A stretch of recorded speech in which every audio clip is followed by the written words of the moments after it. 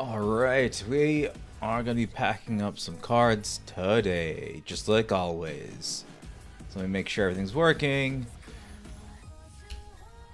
Type that in. We won't set a goal.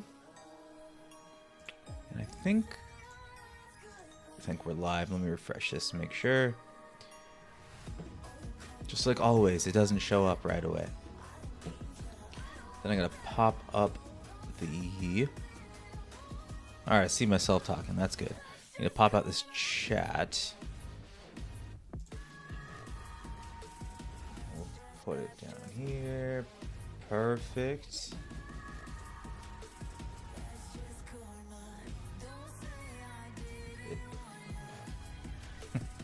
Hey, what's going on? Oh, it always takes me forever to set this thing up. I think we're good, though. I think we're good. Alright, I've been packing up orders for the past, like, I don't know, every day for the past 3 days. Just because I bought $500 worth of Shadowverse booster boxes.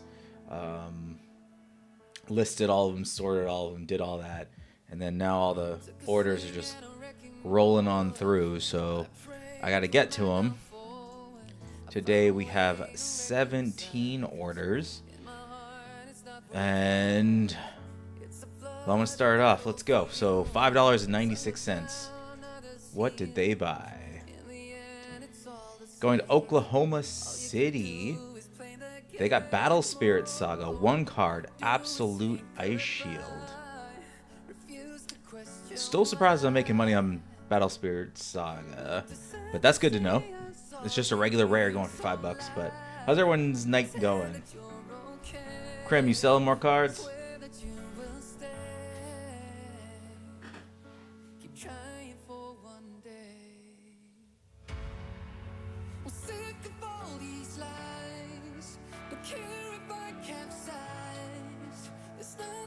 Easy to find.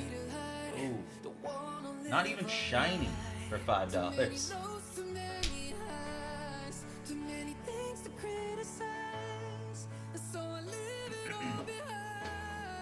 And in the background on that shelf, I got, it looks like 3, but there's 4 of them. I got 4 of the I had to double check. Astral Radiance and Pokemon Center ETBs. What's in inventory from a collection that you picked up? What game? Pokemon?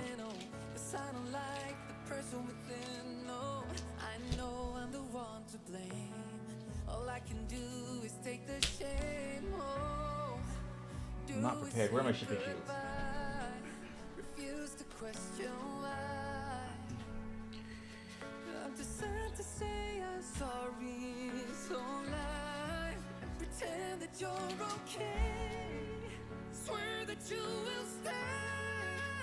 Alright, love these orders with it being 1 card for $5.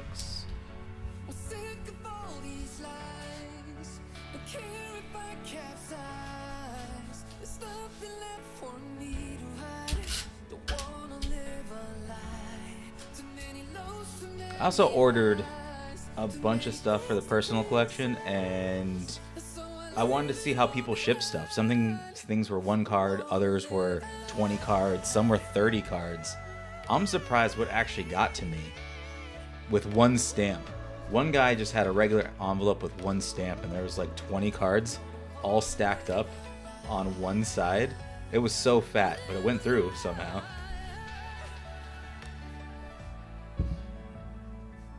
Pokemon, a lot of illustration rares. I'm surprised the illustration rares haven't really ballooned in price yet. You would think they would. Because the illustration rares sometimes look better than the other rares. I'm still holding on to about 50 Wug Trio illustration rares. Just because I got them for super cheap.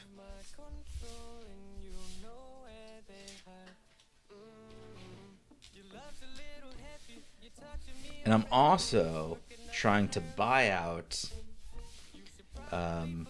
some of the vintage Jinx cards.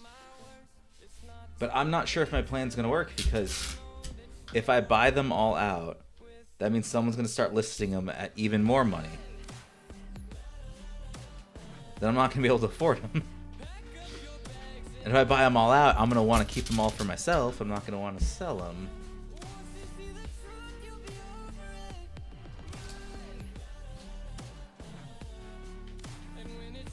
Alright, that's one down. Absolute Ice Shield going to Oklahoma City. Ship that without tracking. Some are getting up there. What's the most expensive illustration rare? Let's see. I think I can sort by illustration rare. Rarity. They got special illustration and regular illustration. I'm gonna put those all in the same. Let's see what we got.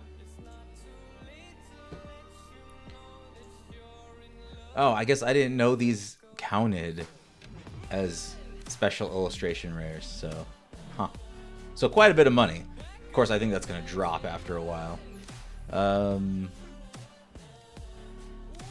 I'm thinking regular. Let's get rid of this special illustration rare. I'm thinking just these. So the highest really is the Magikarp. I remember when nobody wanted that and they were just laughing because it's a Magikarp. It is a really cool card though. I just wish it was a different Pokemon. But we got... Okay, some of them are market, over 100. That's not bad. I'm surprised at the Charmander, though, only being... Well, actually, it says $17.99. Is that just bad condition? It's Korean. That explains why the prices are so wild. So it's probably more around the $54 range. Ooh, this Ghastly's pretty cool. And I think everyone was pumping that Ghastly at one point. I forgot what YouTuber they're talking about. Everyone's buying Ghastlies for some reason. This Duskull looks really cool. I like that basic art. Okay, we gotta get back to packing cards. But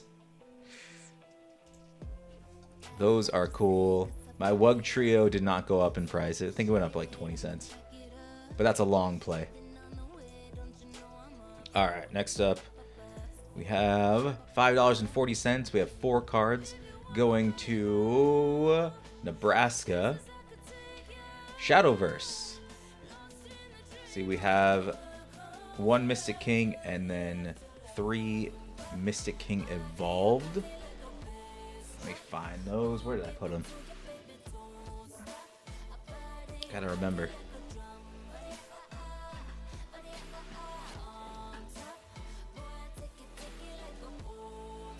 Those are not them.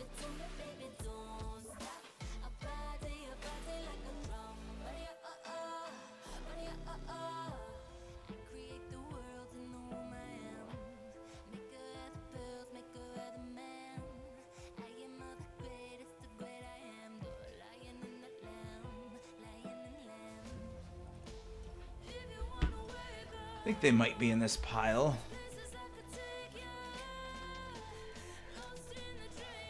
What's the most expensive illustration rare you got so far out of that collection?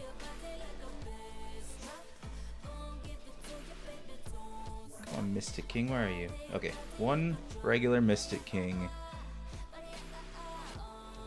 And then evolve the SL version, though.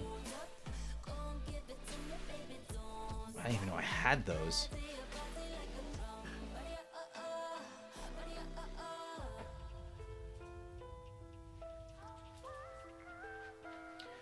I had to readjust my prices on these. They were too high. I was like, why aren't these selling? I have a lot of these. Then we got 3 of these Mystic King, the SL versions.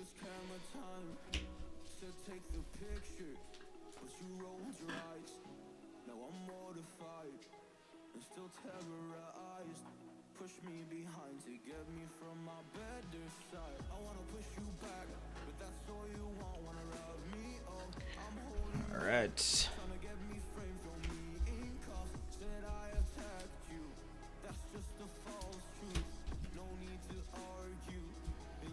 Sleeve these up. Cleffa. Is that the one where Cleffa's pointing up at the moon? Or the night sky? I'm trying to remember how that one looks.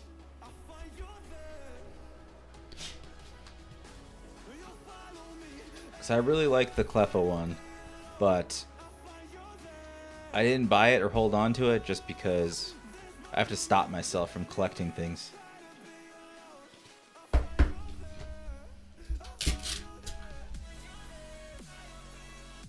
Heracross for the personal collection. Uh-oh.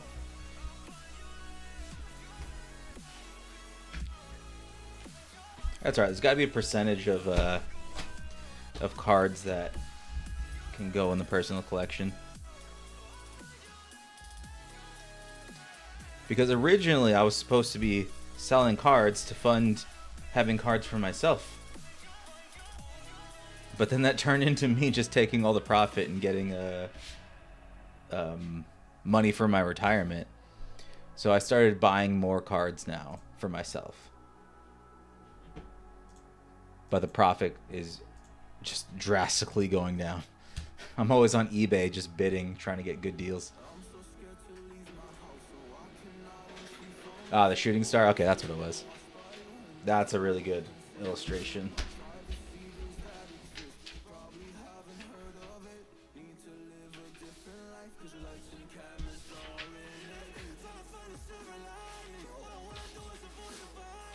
I've also been buying a lot of like graded cards that aren't 10s because they're so much cheaper.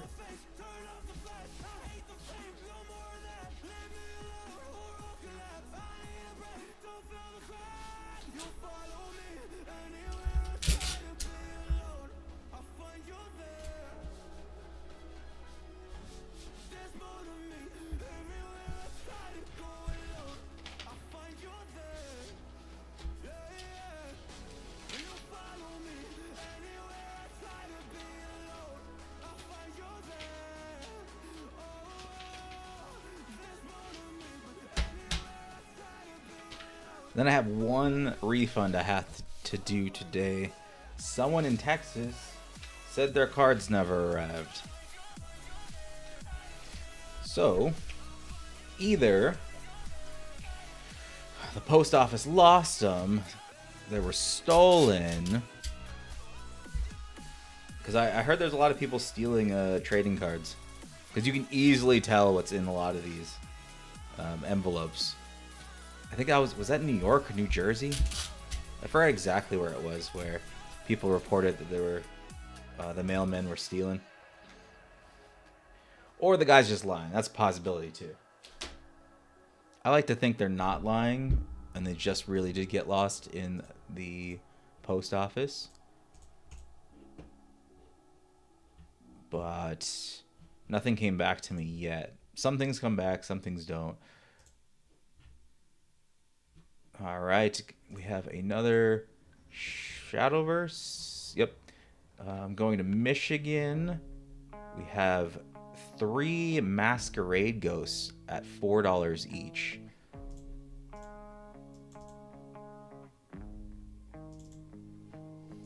Not bad.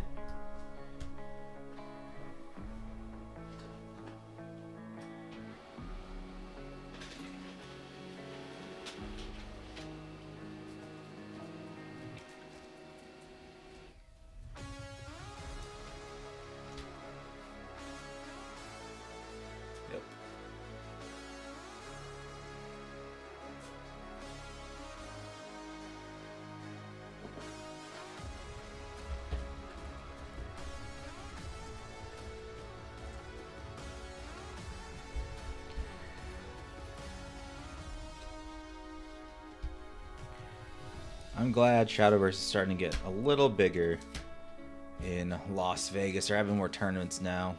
I'm seeing still steady sales. So we got 3 of these. $4 each, not bad. I've been getting the boxes for around like $22 each. So these $4 hits really make up for the bucks.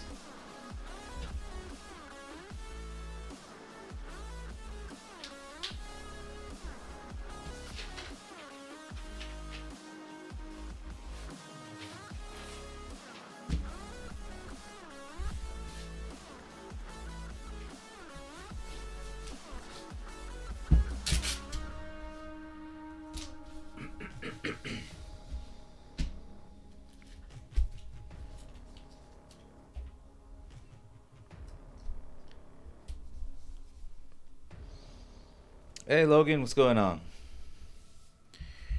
I am really tired. I actually fell asleep at work today. Like, I showed up late because I fell asleep at around... I turned the TV off and turned my laptop off at 4 o'clock, like 4 a.m. And I don't know when I fell asleep. Usually an hour after that, so maybe 5. And then I got to work around 10. And then I just fell asleep in my chair. It was to a point where I was like, I don't even know why I went into work.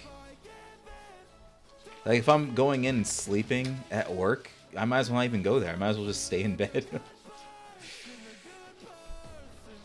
But other than that, everything's going pretty well. Except for my windshield broke. So I have to pay for that.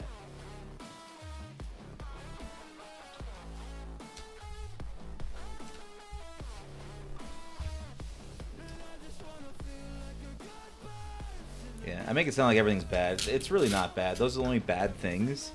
I fixed the car and I posted it, so hopefully that sells. It turned out the engine light was on because of just bad gas, so from sitting so long, so that's good to know. Not even a rock chip. So it started cracking from the very bottom, and the crack just shot up. Like, I didn't hit anything. It's almost like the crack just formed out of nowhere. And I live in Vegas. We don't have crazy weather swings. But the crack is like 12 inches, like a foot long so far. So I don't think they can repair that. So that was an unnecessary expense I have to pay for. But I think it's the universe messing with me. And I think that because I was talking to my ex-girlfriend, and I told her, I was like, I might keep the car. Because that extra car could be like a nice rally car that I can drive in the desert and just beat up. And then she asked me, she was like, don't you want money? Then I thought about that a lot. And I was like, not really. And I'm finding I don't actually want the money. I want to be able to generate the money, and that's all I care about. So that was kind of... I'm like, how can I use that to my advantage? Haven't figured that part out yet. I think I'm burnt out a bit.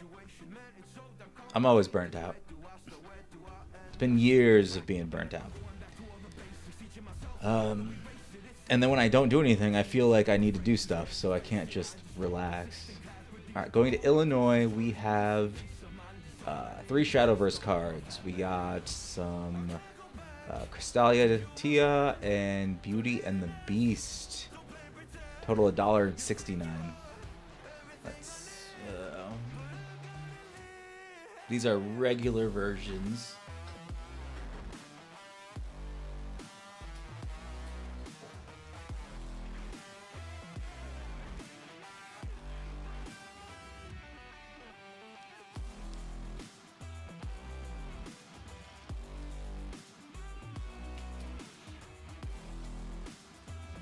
Beast, one Beauty and the Beast.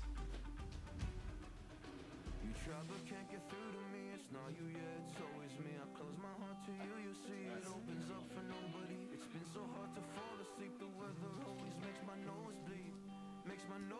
Beauty and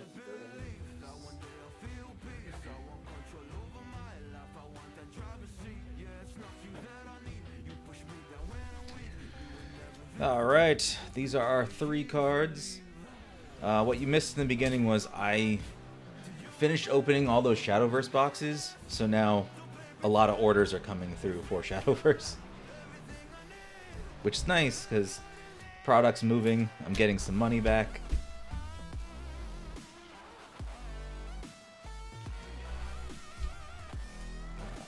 Check it out. Discord message found a huge bulk seller.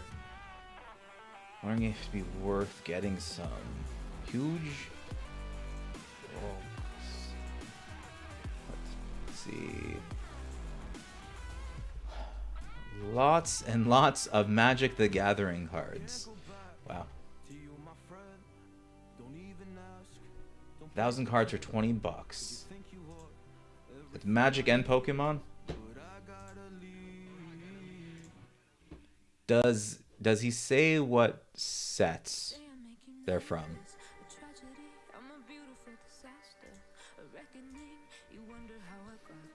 I'm not gonna be done with shipping for a while, so I can multitask. Wait, did you link it? No, just a picture.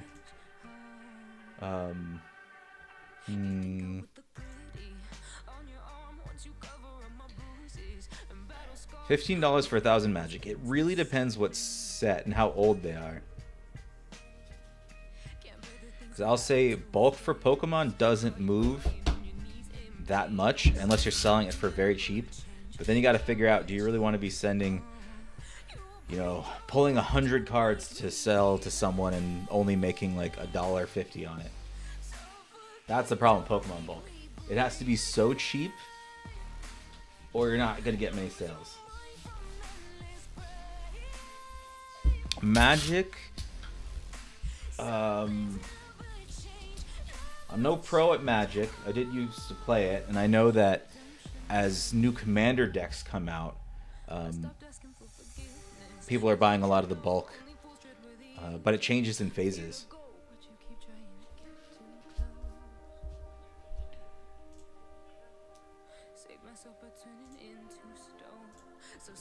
All right, Facebook Marketplace, huh? Let's see.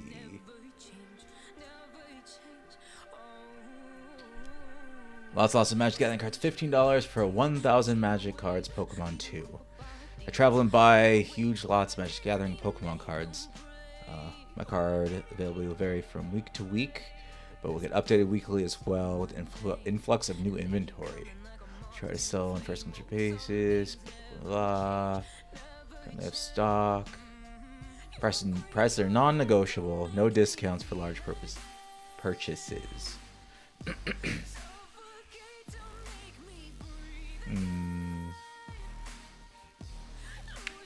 I'm curious of what his business tactic is. Is he buying this bulk and just taking out the very, very like big hits?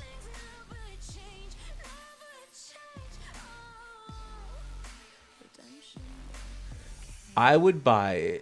I'm assuming you're local and he's like right up the road. I would buy 1K of Magic and 1K of Pokemon.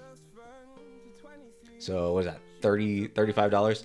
I would buy it. You're not going to lose out on much. And I think the main thing you're going to be looking for is the quality of the cards.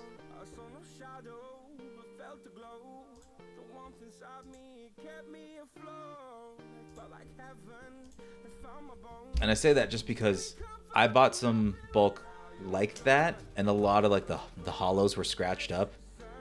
And it's really annoying when you have half your inventory in just different conditions. I only sell near mint. If it's not near mint, I don't sell it. I mean, I would do that for vintage or something like that. But for the bulk, it's just a hassle. It really is. Then you're going to get complaints saying you said near mint, but it's lightly played. So I'd say buy those and test the quality. You're not going to lose much. If it's a store, or a rip and ship place, those are perfect because they're just, you know, opening them real quick, tossing them aside. Those are the people you want to buy bulk from.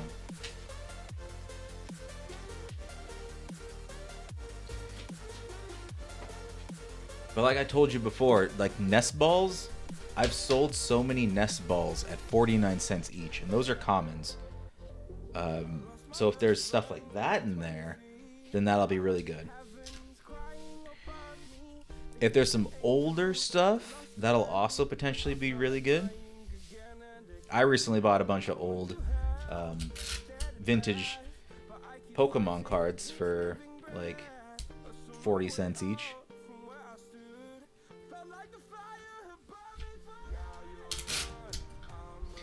But if he's buying them from other people, that'll be the problem. And today I'm also taping up like these corners. If you're wondering why I'm adding so much tape, for some reason this pack of envelopes I got like to tear on the sides, and the tape's really been helping them.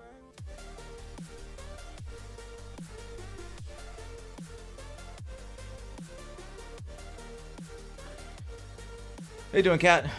Yeah, these are pretty adhesive ones. But yeah, the only reason I was taping the sides was, again, for some reason this batch has been just tearing at the sides, and the tape helps at least hold the cards in and get there. I've been getting some comments saying cards got here, envelope was busted up, so. But the picture showed that the side tape really did help. Alright, so that was $1.69 going to Illinois. And it is gone.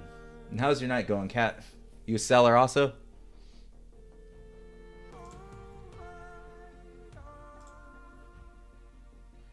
Alright, next order going to Colorado. We have 3 Digimon Alt Art cards for a total of $9.25.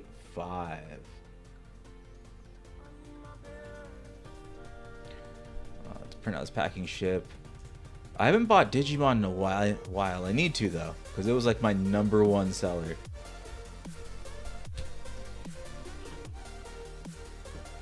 Oh, you're a seller? Yeah. Nice. I'm assuming the booster packs aren't like vintage or anything. They're not hundreds of dollars. Because if that's the case, you're going to want to ship it out a lot better. But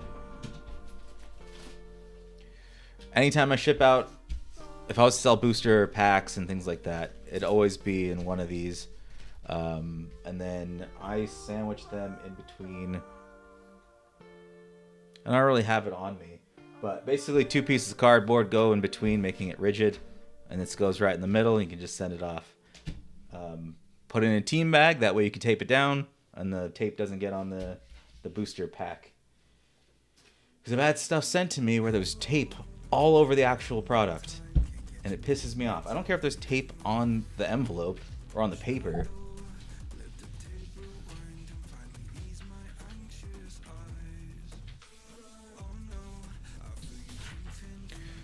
How long you been selling? TCGplayer, eBay, both?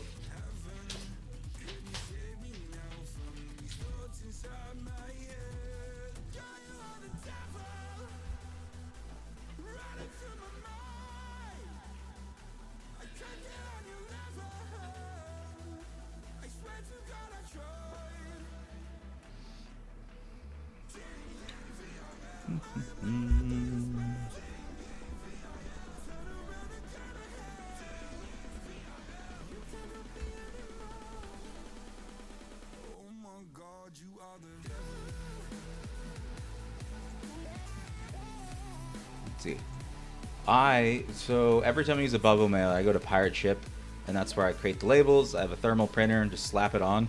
I mean, technically, you could ship almost anything with stamps. You're just gonna have to put a lot more on, because it goes by weight and it goes by size. So for a bubble mailer, I mean, it might not be worth it to throw it on bubble mailer and just load it up with stamps. At this point, might as well just go to Pirate Ship and create a label for it. Alright, let me pull these alt art cards. We have Lord Nightmon, Digmon, and Harrismon. They're all different sets. 7, 8, and 13. I really need to get a standing desk so I'm not up and down.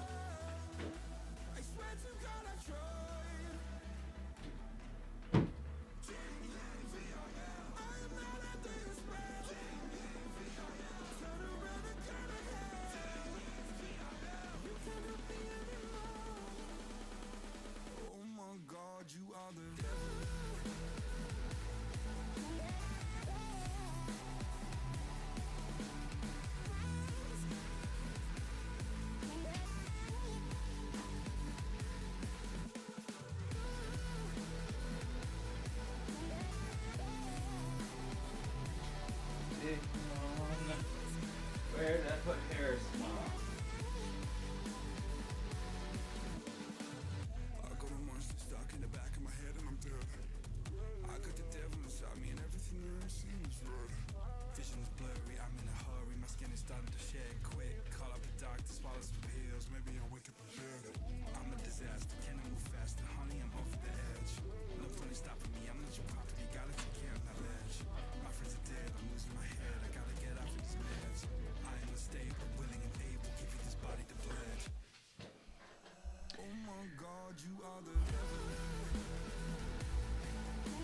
Yeah, $7 pack, $4 shipping. It's not great, but that's why I try not to sell. I don't really sell packs because of it. It's always just individual cards. It's a lot easier. But yeah, I mean,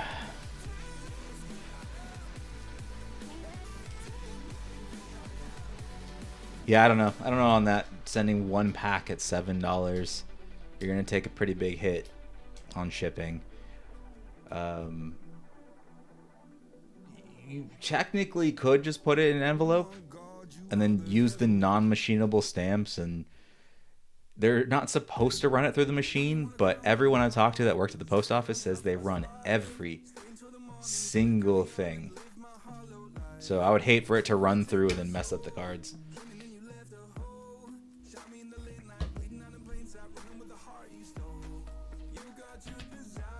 That works then. I've never tried it, but I mean, it's understandable. Technically, it's wrong, according to the post office rules, but if it works, it works.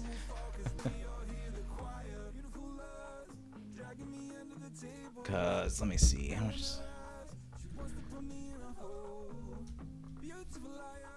But I've had things come back to me with one card. Fuck.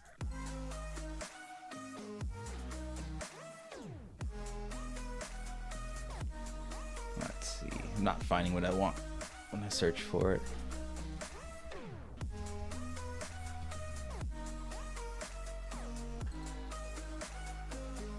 So my post office doesn't care. My post office sends everything through. It's the other people's post offices that has things returned to me. Like one card, one single card, it went somewhere and they returned it. And even the post office guy was like, I don't understand.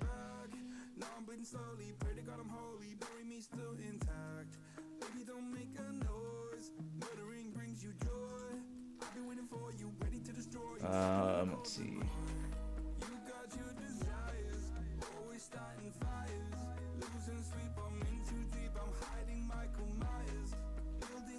I feel like I missed a question up here.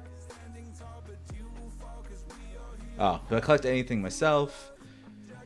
I know I showed the one. Yeah, I showed that. That one's not even part of my collection. That was just one of those, a big hit. And I was like, well, I'm going to hold on to it just because.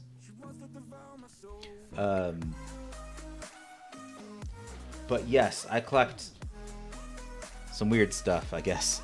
Or to the average person, it's going to be weird. But I can grab it. I finally bought a binder that I have most of the cards in. I just have some random. It's random stuff. It's all Jinx cards. Like, I like the controversy that was around the card. How they changed her skin from black to purple. So I have a lot of those cards, and I'm trying to get even more.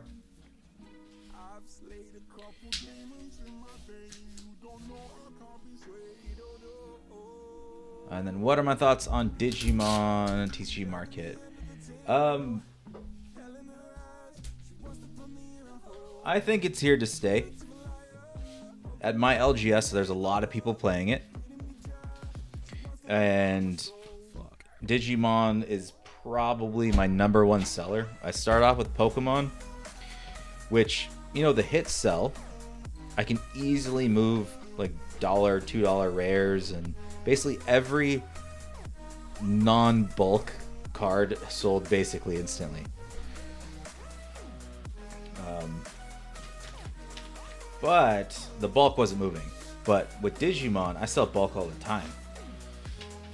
And then they have some big hits. I was selling a couple cards for like $80 each. They went down in price, those specific ones.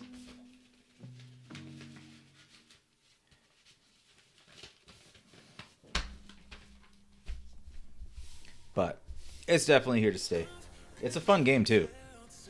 I don't know if you've tried it or not. And at the same time, you don't really lose out on much by trying it because the booster boxes are so much cheaper. Like, I was making a lot of money on the Digimon Classic Collection. I found booster boxes a while ago for $20 each. Made me a lot of money.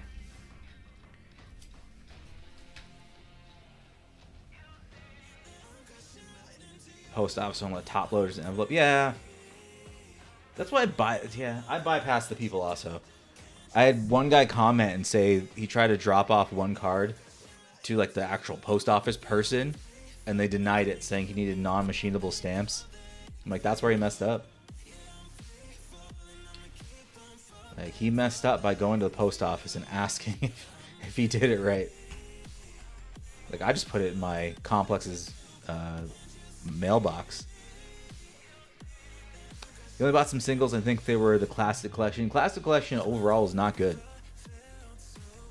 Classic Collection doesn't sell very well. No one's buying the bulk at all. There's maybe one card, which is Ice Wall.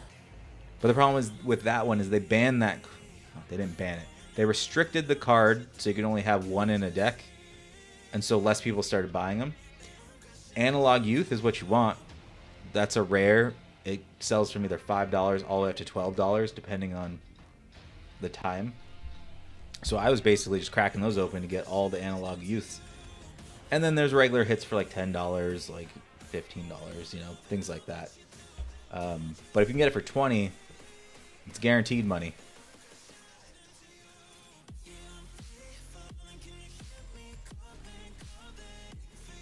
How much do I pay for Forever stamps? I've been getting them for, I think they raised their price. They were 68 cents when I was buying them. I bought a ton of them. So let's see. Forever stamp cost. Yeah. 73. So they went up by like 5 cents since I bought like I was buying piles of them just because I kept running out.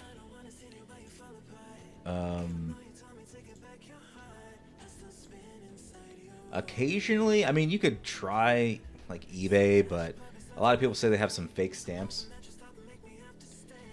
And then Amazon occasionally has some stamps that are a little lower, like some older ones, but they are Forever stamps, so they still work.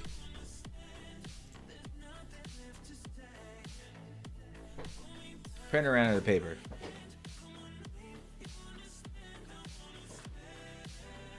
Yeah, 73 cents is if you go to the post office or you go to Office Depot and something, they're all going to be 73 cents.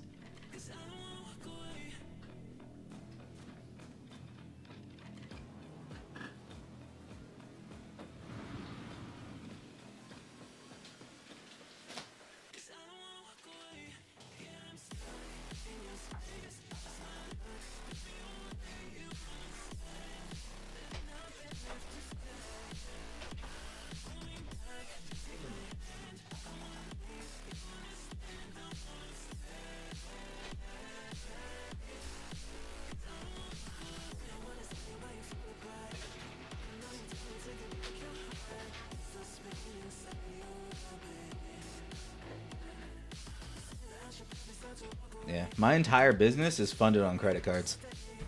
So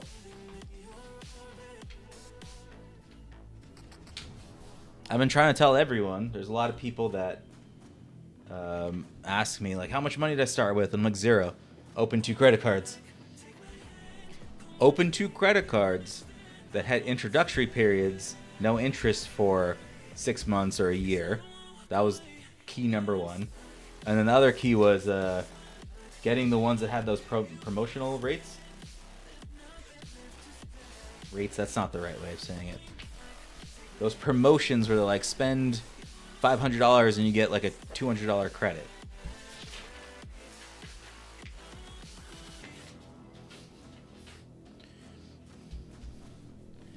But I've been trying to tell people about Capital One. The ones in my description, it is an affiliate code, but I think they're doing $300.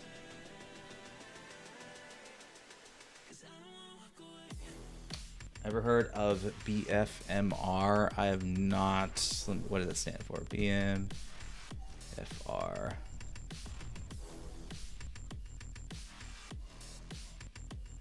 Oh, that came out with body muscle to fat ratio. That's probably not what you're talking about. Let's see if I can do credit card.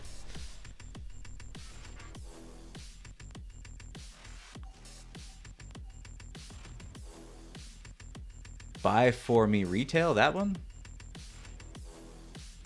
More airlines, profit and rewards, cashback.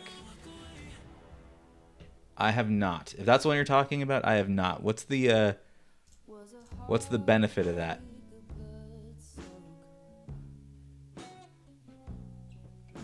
And then for Logan, how much do I make per hour? If I broke it down, it's probably going to be like $10 an hour. Like it's not going to be great. Because I have to factor in all the shopping I'm doing to buy these cards, the sorting, the listing, the shipping. It's really hard to quantify that too, because when I'm not live streaming me doing it, it's a lot faster. Like I can knock out these things in probably like a quarter of the time. But no, I didn't break it down. I'm kind of afraid to break it down. Because what if I made like $1 an hour? That made me sad. Alright, next one is going to Texas. We have 4 Digimon cards. Blue Memory Boost.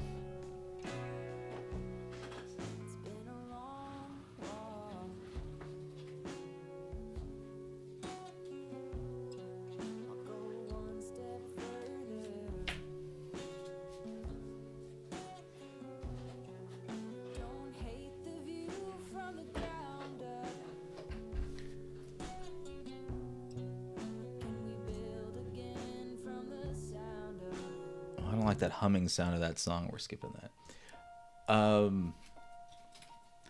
So I got 4 Digimon cards being sold, but this is another thing. Digimon, the clientele, the people that buy the cards are usually players. So there's a lot of play sets that people buy compared to like Pokemon, which has like just collectors. So they sell like one-ofs all the time.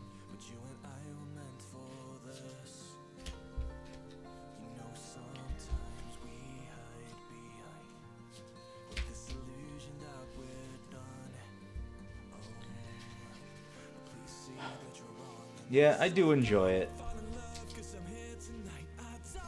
Some days I enjoy it more than others. Like, I want the money from selling all these cards, but I wish there was less volume. Like, I wish I had like 2 orders a day, but I mean, I wouldn't make much money if I did that. So, we're just not gonna, it wouldn't be more worth my time to sell bulk and hope for 2 orders a day. Can't even tape things. Completely missed this.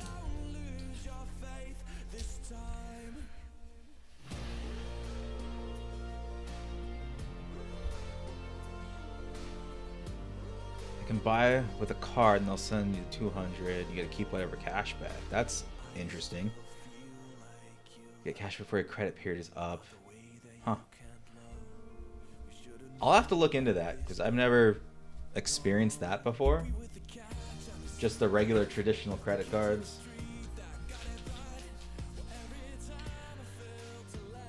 What is my most expensive purchase?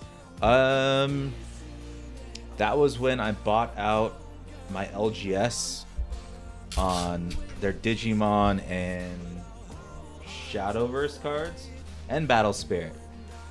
I kept going back, but I want to say that one, I went multiple times, so it's kind of hard for me to calculate that, and that was probably like 8-9 months ago. I think it was around $7,000 I spent. And it took me months to open up. I lost a lot of money because I didn't immediately open them, and then the sets started to get old, and I mean, I didn't lose money, I just lost out on more profit. But yeah, 7,000. And it's all sealed. I buy sealed stuff to open and then sell the singles.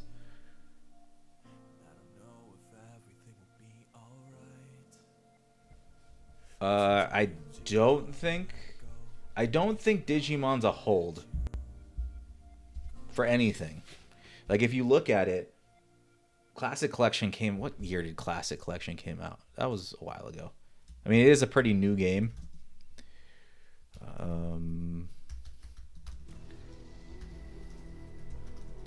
Release date 2021. So about 3 years ago. 4 years ago-ish. Yeah, December 2021. Came to North America in January. So that is 3 years of it sitting there. 4 years of it sitting there. And I can still find the boxes for $20, which is below as MSRP. I don't think Digimon fans and players are like Pokemon. Like, no one's out there scalping.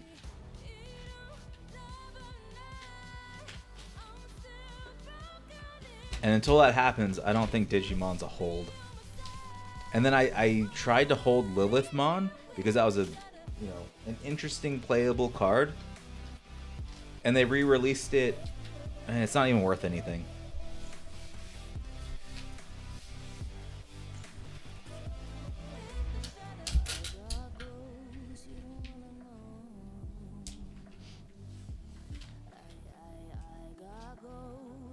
There's a lot of older sets too that I found for $30 for Digimon. It's just I don't think it has the power that Pokemon has.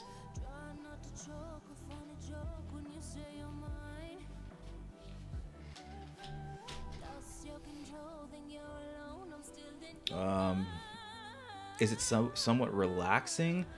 So yes and no. I think the problem with it is, it takes up a lot of time, and I can't just do this whenever I feel like it. Like the Warhammer stuff I do on this channel, 3D printing, painting. Like, I can do that whenever I feel like. I can start the camera and do a live stream of me painting, no problem. I can do one tomorrow. I can do one 2 months from now. Nobody cares. With this, though, I have to. Like, if I don't send these cards out, then people, I don't really have a business. People are going to leave bad reviews. And that's the real problem with it. Sometimes I don't feel like doing it, but I'm forced to, and that's when it's not relaxing. Okay, so that was $3.96, and they paid for shipping on that because it was under $5, and that went to Texas. Let's mark that. Next order, this one's a small one, $1.25. This is a Zapdos EX from 151, just for $1.25. These, I should have raised the price because they were sitting at $1.25 for a little bit, not too long, but with this whole boom that's happening right now, I should have raised it to like $3 and then just let it sit But oh well.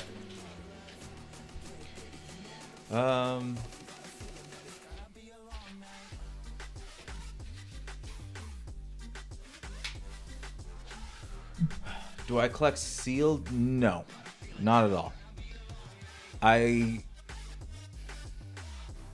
Do I? Well, now I'm wondering. So, because behind me up there is like I made a video a long time ago because I ran into that Nostalgianomics Pokemon channel. I don't know if you're familiar, but he talks about Pokemon like it's basically stocks, and he has the charts, and he buys only sealed, and his entire content isn't about the game or anything. It's just about making money with it. And so I made a video that was trying to mimic that. You know, I was still trying to figure out who I was in this YouTube space. And then I also don't believe him. I don't believe a lot of the investors that are saying it's better than traditional stocks. So I bought 4 of those Fusion Strike ETBs to hold onto to make a point that it doesn't work. Problem is, I bought them for 50, and I think now they're selling for 150 each. So that backfired. And then this whole boom was happening, so I was like, let me buy some Astral Radiance, Pokemon Center ETBs, and I got 4 of those. So I think my business plan is going to be every time there's a new Pokemon Center ETB, I'm going to buy 4 of them. I'm just going to keep buying 4 of them, and then it's not really a collection because I do plan on selling them. I just don't know when I'm going to sell them. All right, let me grab this Zapdos.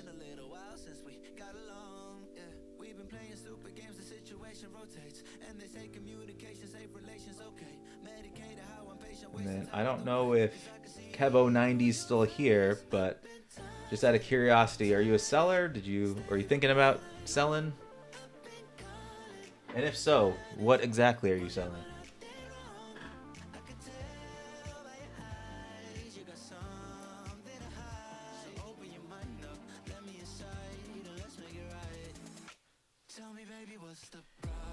Alright, easy snatch for a Zapdos.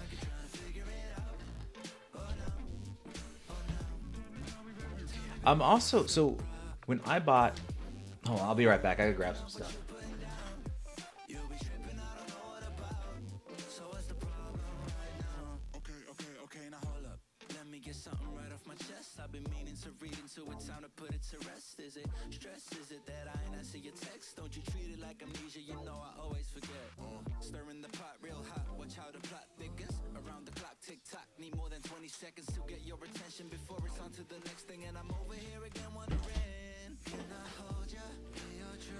So, as I'm packing all these up and using, shipping shields, I ordered a bunch of Jinx cards. So I want to fill up a whole binder with all the holos. So I have a bunch of these. Got some of those illustration rares. Some of the vintage first edition ones. More of those. Some Japanese ones. But people have been sending these to me in plain white envelopes, no top loader, no shipping shield, and they came perfect. Sometimes it makes me wonder if I'm just wasting money by using these shipping shields. I also got these 3 too, just cause these things were under $15. I think I got this for like $12. And then I wanted to get an actual pristine 10. So pick that up. This came with the little border thing still in the bag, like brand new. So I thought that was a nice little touch. Can't beat it for under $15. And then another first edition one from Japan. But this one is actually from I think the Pawn Stars guy, Chum Lee, because the seller was in Vegas and it says Chum Lee right there. I actually met him at the front row card convention. He signed a card for me. He's a pretty cool guy.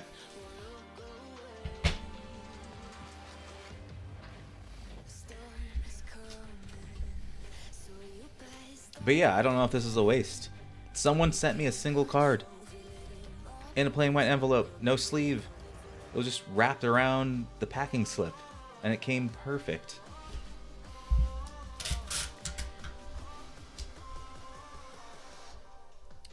Recently raised your shipping to give yourself a break. Not regret it. I raised my floor to 49 cents. I don't care how common the card is. It's 49 cents now. And that let me breathe. Because before I had things for 5 cents, 10 cents, 15 cents. And I'd be packing up orders. Like every order was like 20, 30 cards.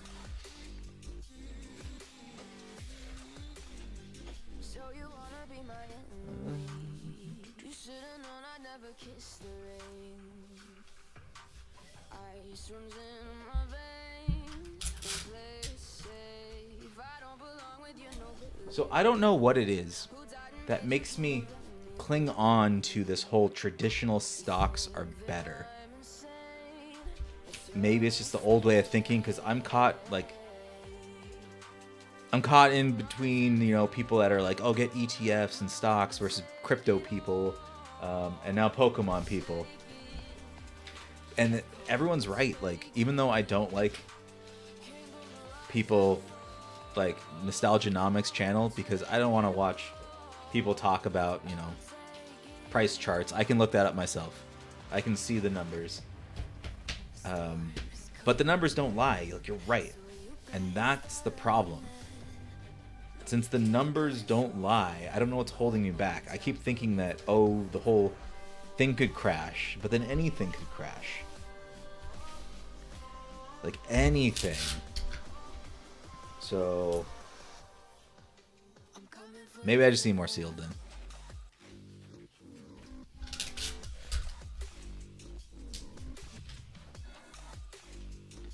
However, the idea was to open these things on my YouTube channel. So if everything's sealed, I can't open it and make videos and get that sweet YouTube money. Because I'm telling you right now, all of you people watching right now, I'm going to get like $1 from YouTube revenue. But it's still, I don't know, it's $1. All right, Zapdos going to Baltimore. We're going to mark that as shipped. Let's see. I haven't checked Magic the Gathering as far as how their sealed holds up. I used to play Magic the Gathering like years ago, and I've been avoiding it. I bought 2 booster boxes of Baldur's Gate, and I lost money on them, so I haven't got it since. I've always thought about selling because he opens so much, end up throwing stuff out or just giving it away. Is it Pokemon that you're opening, or is it something else?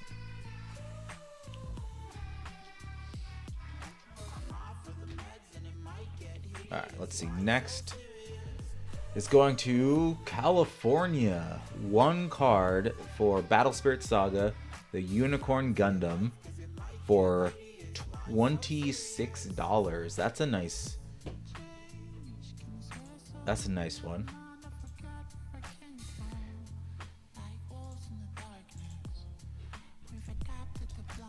And on the Battle Spirit stuff, I made so much money back from it because I was getting booster boxes for like $5 each, and things are still selling.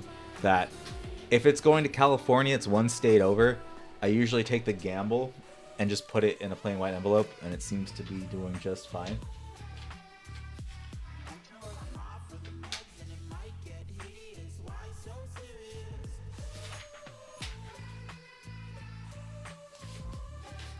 Any recommendations for getting to level 4 seller? I'm just trying to blow out cards right now at lowest price. I did the same thing when I started out. I had some very competitive prices. The key thing for me was just volume and the amount of cards that I had.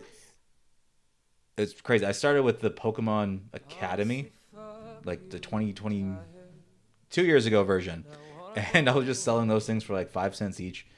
and doing that got me there. Lot of selling Pokemon like dollar cards here and there, like that Zapdos EX, and then just you could, for example,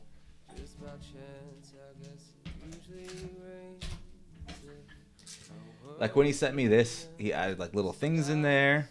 You could go that route as far as having a little thing that says, because you need people to rate, give you a rating. You need to sell a certain amount. So having like a little card or something. I was writing notes on the packing slip too. Like some of them were like, if I noticed someone was building a deck, I'd be like, oh yeah, just good luck on your deck or something like that, or have you tried this? I just leave little notes, and then I started getting more feedback, and then I would say too, don't be afraid of asking for some feedback. I mean, don't send it out and immediately be like, how was it? Give me feedback. But I know for me, I ordered a lot of this stuff at once. I'll order from like 30 different sellers, and I'll forget to leave feedback. So them reminding me and being like, hey, I'm a new seller, trying to get to whatever. Did everything arrive safe? Please leave some feedback. And I always do when they ask. But there's not. I mean, you can't really force people to give feedback though. So that's why you got to keep selling more. But I will also say, don't focus on getting level 4. Like, the tools are great. I think the best thing is customized shipping, but other than that, I mean, you're not getting too much.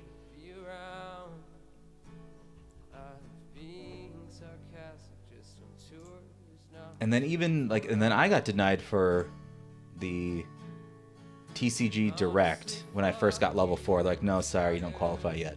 So I raced to 4 for that, just not be qualified. And then now I'd rather just ship out the cards myself. So I dropped that altogether. All right, let me grab this Gundam.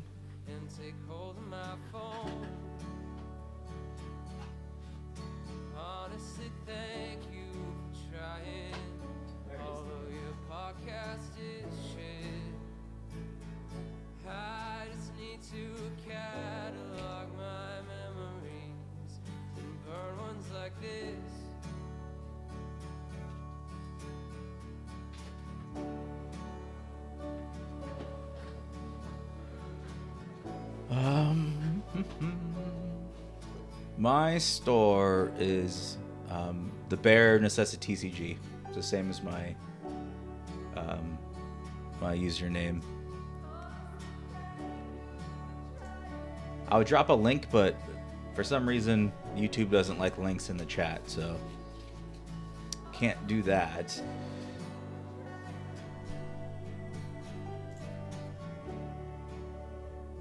So $26 right there for a game that I'm pretty sure is dead. Like, it is on its last leg. In Japan, it's doing really well, but over here, this is the second reboot that they've tried for this game. And my LGS is down to like 2 players.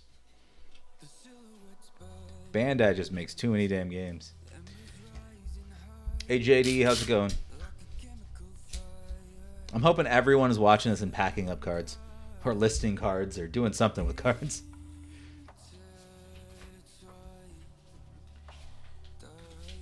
And if you're not, now's the time to take action. At least start organizing them, alphabetizing them, get them ready to pull off the shelf, because that's a time killer if you're very unorganized.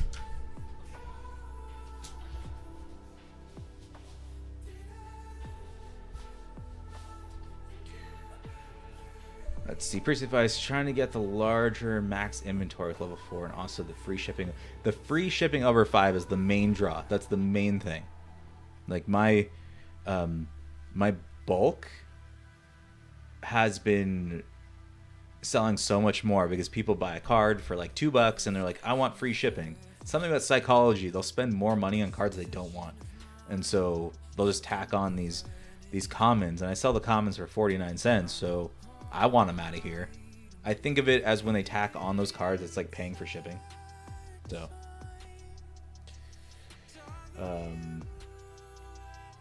The larger max inventory. It's been a while, but I remember I wanted that too, but then realized that I didn't even have enough cards to utilize the max inventory. What is TCGplayer level 1?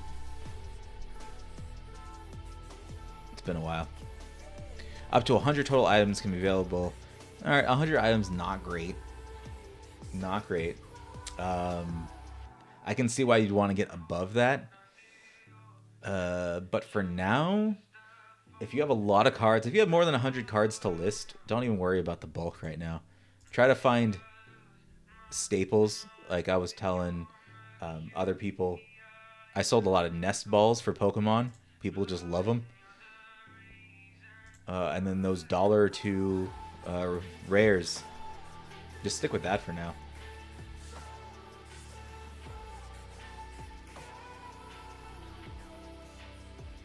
Yeah.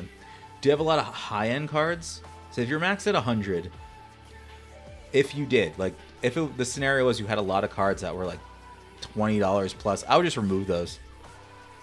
Worry about those later.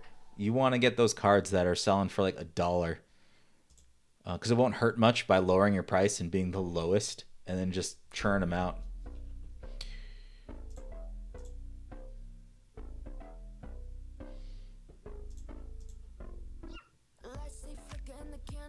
Alright, so I missed something. I don't know if I answered this.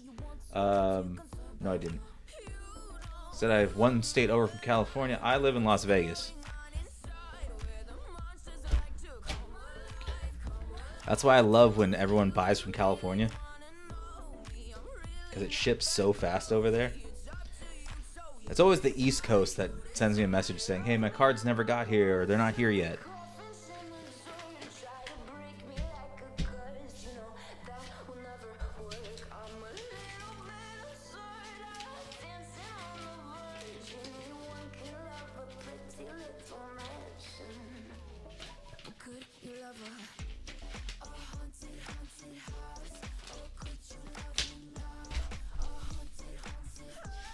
TCGplayer needs to get with the times and start having shipping like eBay does.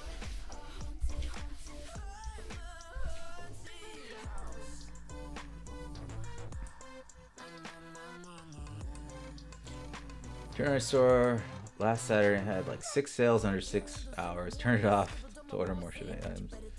Yeah, it comes if your prices are good. It comes quick. Orders will just start flooding in. Because I think most people don't care if you're a level 1 seller if they're buying, you know, inexpensive cards. I think they only care if you're starting to reach that vintage range. They might think twice about dropping like a couple $100s on you. Unless your prices are really low, but you don't want to be that guy that's driving the prices down.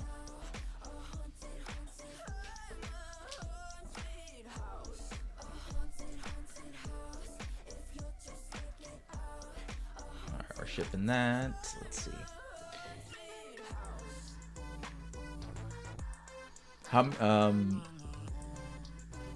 Kool-Aid Killer Fish. How many sales are you getting a day?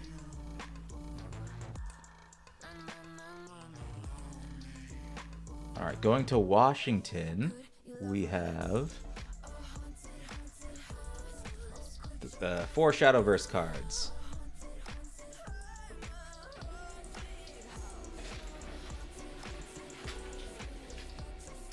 Which is crazy because some of these are common. I'm selling them for over $1. I don't know why people are spending that much money on them, but okay. I'll take it.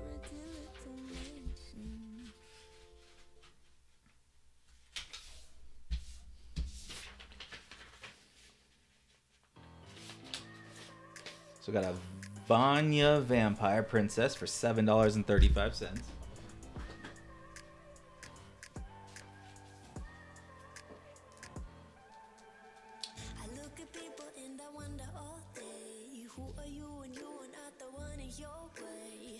And then 3 Undying Resentments.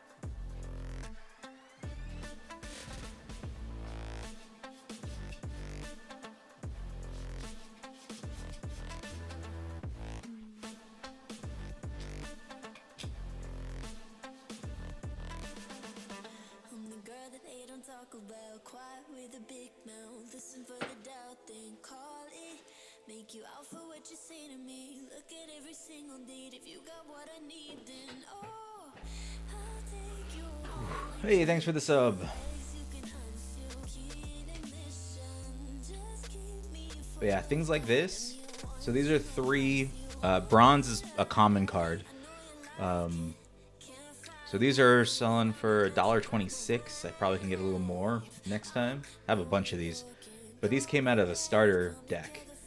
And it is a preset starter deck, so it has the same cards in them. And I was buying those for $5 each. So I love things like that.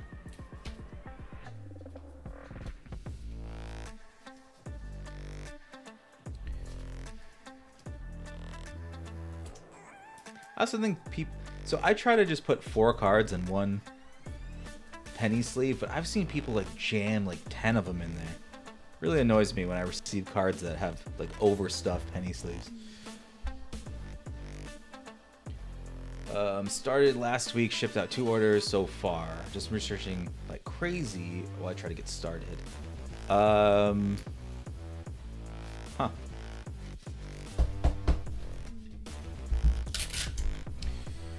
What's your store name? We'll check it out. We'll see what you got. As a group. I'll share my screen.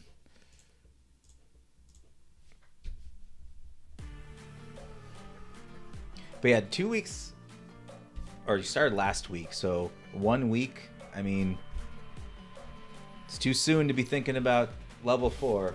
Give it some time.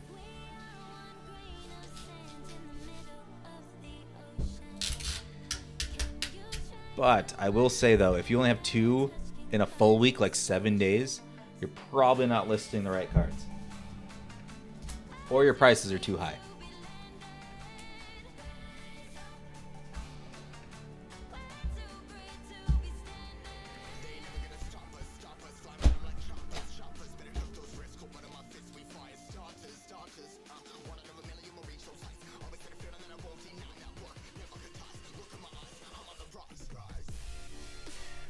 Six sales, 15 cards plus.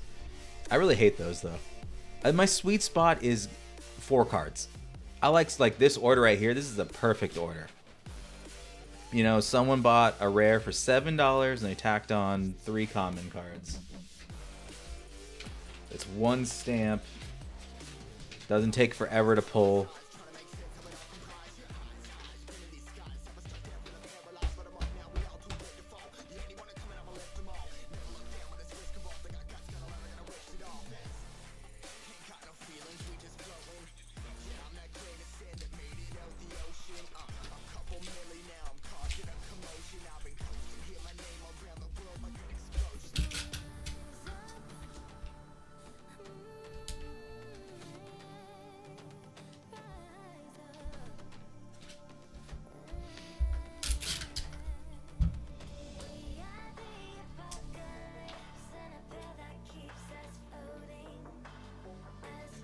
Well, I just like looking.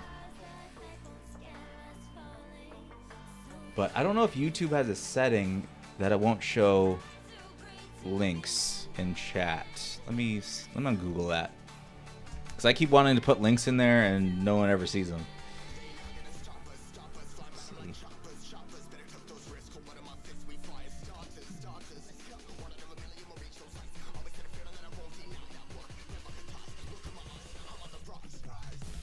Let's see.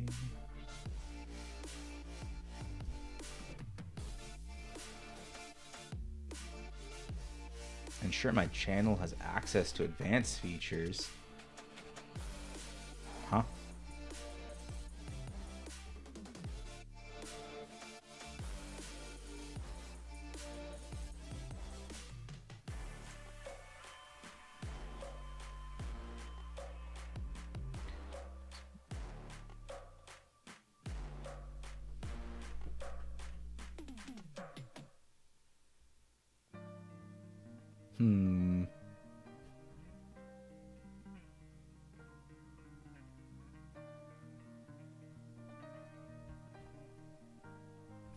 I don't know. I'll figure that out later. Although I said that last time when I was trying to post a bunch of links in chat and it just wasn't working.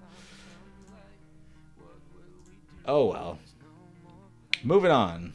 Going to California also. We love this. We have one Shadowverse card for 75 cents. And they're paying for shipping at $1.27.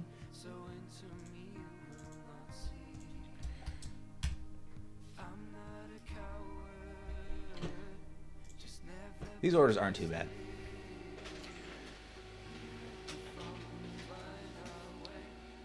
What's going on, Bandits Hideout? How's your night going? Are you a seller also? Or thinking about selling?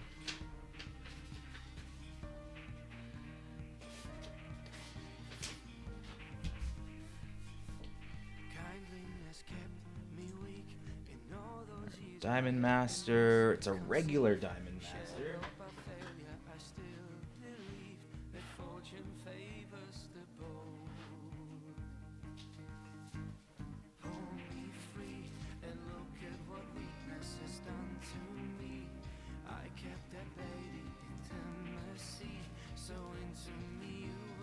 Which is not in my hands.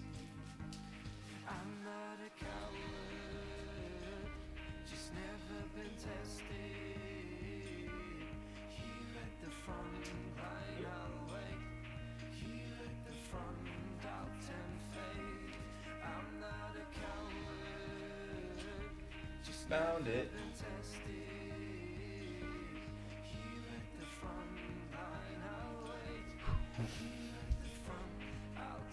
I got one of those going out for a whole 75 cents. But again, I bought these booster boxes for like 20 bucks, like 21, 22, so that's how I get my money back.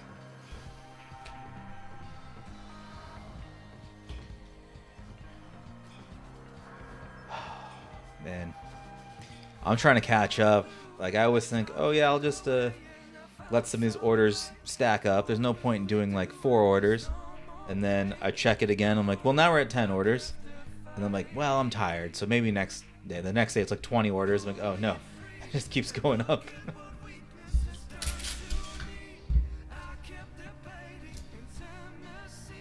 Yeah, these small card sales are the only reason I am basically 100% profitable every time on all the booster boxes I get. It's very rare that I lose money because someone's always buying these. Like, the first thing I opened on this channel and to sell was the Pokemon Battle Academy, where everyone laughs and they're like, it's not even worth it. I'm still selling cards a year later from that. Because someone wants a Pikachu stamped, like, energy card. And it works for me. I'm not going to stop him from buying those. Although it does mean, like, more stuff you got to pack up.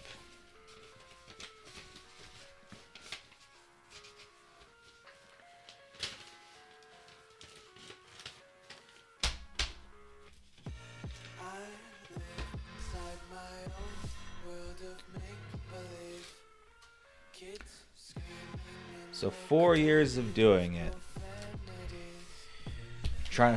Did you make it a full-time job? Or is that even the goal?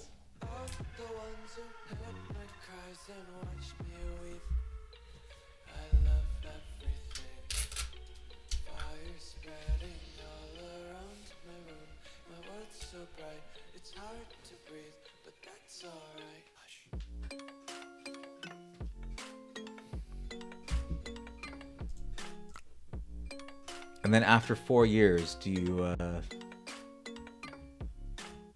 dip into the product? Do you save some for your personal collection?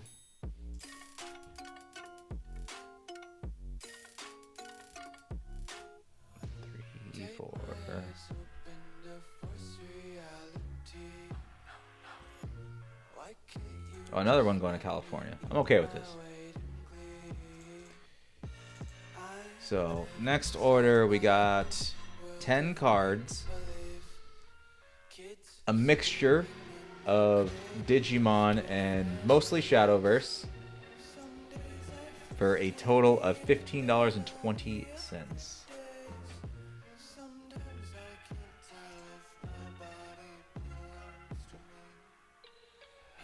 Went brick and mortar. That's cool. I don't know if I'd be able to do that. Like this, the extra money that comes in from this, it's cool, but taking that risk, that leap.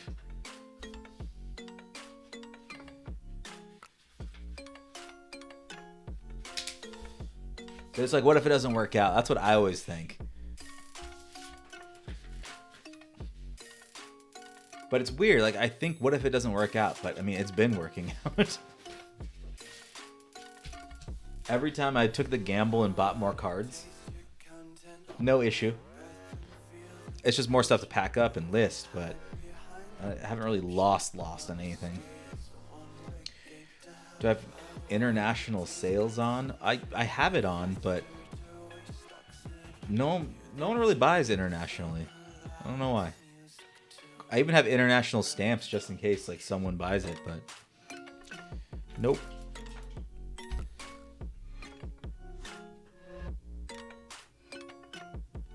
You're gonna break your rule for when Gundam comes out? You think it's gonna be a good game, or is it just gonna be held up by the IP?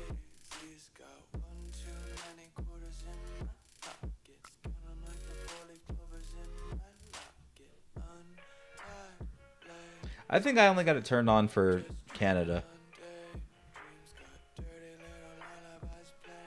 Alright. These are the ones I don't like selling. Just because I have to pull so many cards now. Alright, so first one up is Valiant Fencer. I need one of those. I think that's just regular. These are all regular, right? Yes, this is all regular. This is a player that bought all this stuff.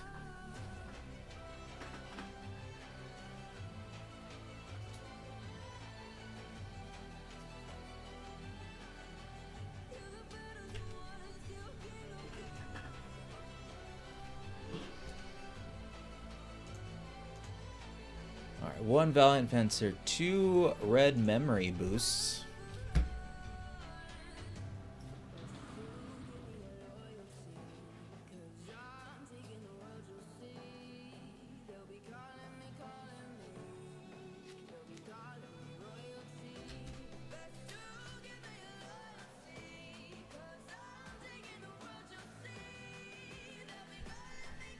I wish I had a standing desk. Alright.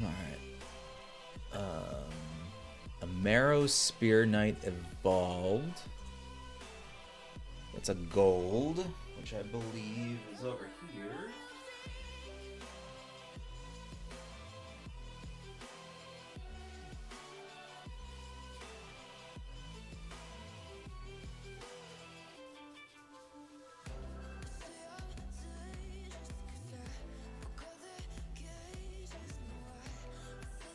This, yeah, this is it.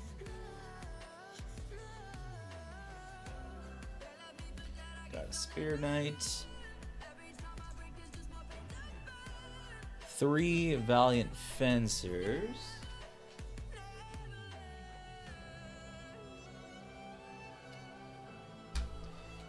Valiants.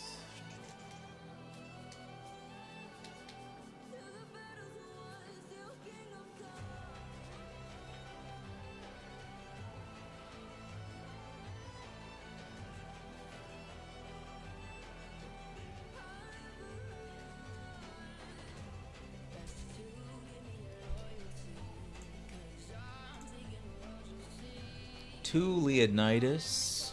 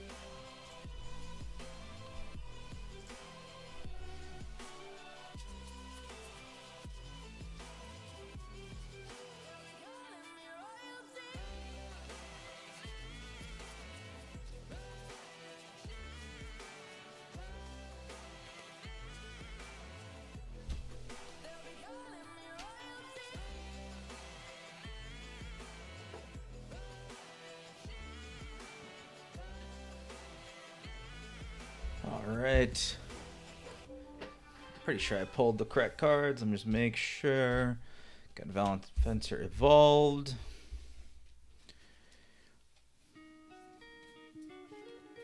Two red memory boosts. One Amaro Spear Knight evolved. Three regular Valiant Fencers. Two regular Leonidas. One Leonidas evolved. Okay, cool. Alright, what did I miss? So much talking.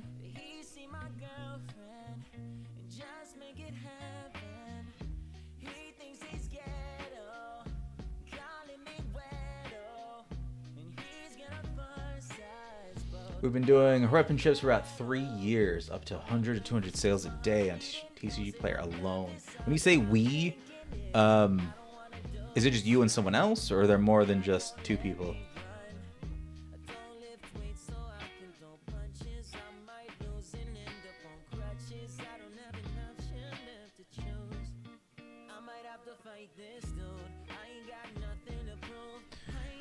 Gonna be busted for a while. I know my LGS is waiting for Gundam. I never got into Gundam at all, so I have been selling the Gundams out of Battle Spirit Saga, though. Those have been selling really well.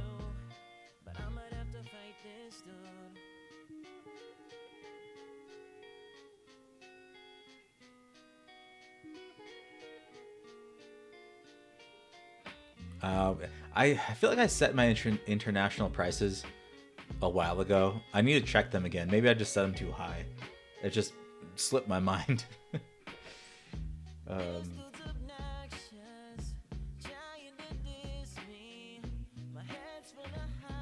Yeah, any little personal note, little touches like that. People, not everyone will appreciate it. Some people will just rip it open and throw away the packaging and never see it.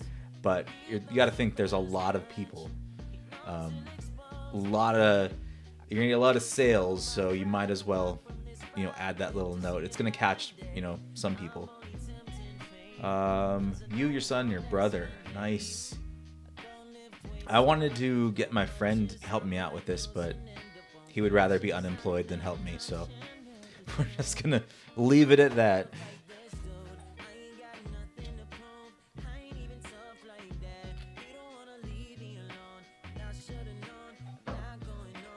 Because I know I can ramp up and scale up. I did that before multiple times, where I bought, like that one time I bought $7,000 worth of just booster boxes.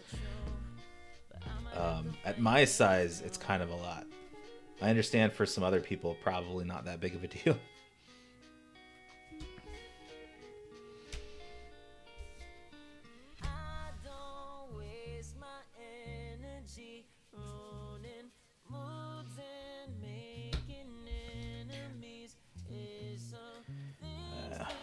Friends and business never work.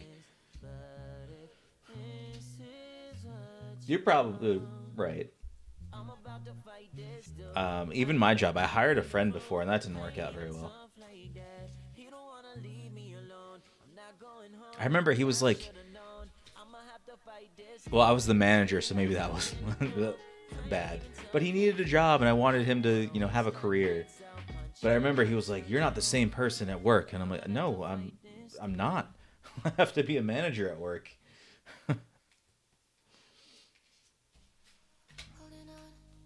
It was crazy. Like, one of my friends actually yelled at me after I hired him, and I just stood there. I remember just standing there taking it, and I'm just like, "Okay, you done talking? So no, this is how it's gonna go." It was very interesting. I don't know if I do it again.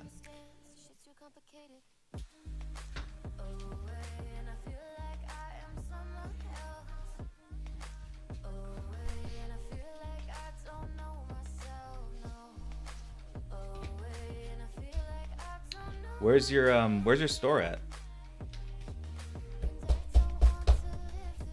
Well, yeah, he was looking to freeload, you're right. But I think part of it too was everyone, your friends are used to seeing like the friend version of you. Like, not many friends see the work version of you, which is completely different.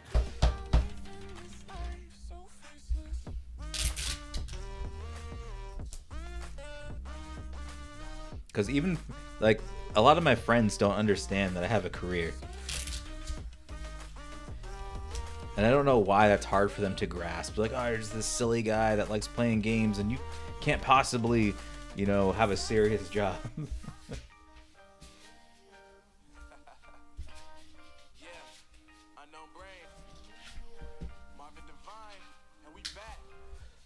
Freeburg, Illinois. I don't know where that is. I've only been to... Wow. I can't remember where I've been.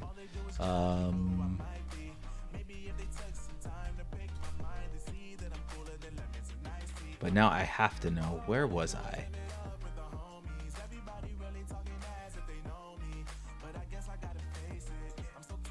Because it was in between Chicago and Milwaukee is where I was.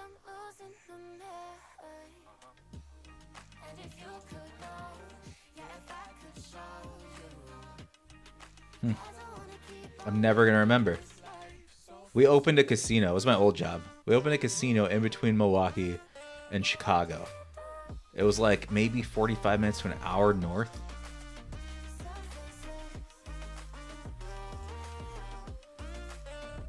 Oh, it's called American Place Casino. I was in Waukegan, Illinois. That's probably the closest I've ever been to wherever you are.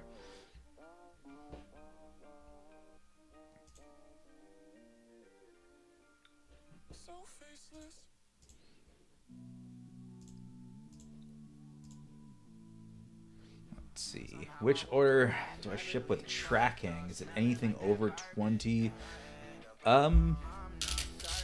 Not always.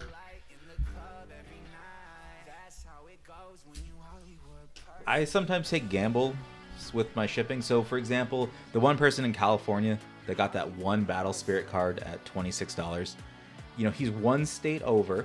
He's right there. I know the post offices don't really have issues with things. And on top of that, I have a ton of those cards, and they're not really moving that well, just because Battle Spirits is, you know, again, dying game. So I take the gamble and I just send it out. So, but if someone's ordering like a fat stack of cards for anything over 25, I'll probably just ship it with tracking to get it in that padded envelope. Or if it's going far, like if I'm shipping something to New York and it's one card, I might just, you know, I might put the tracking on it.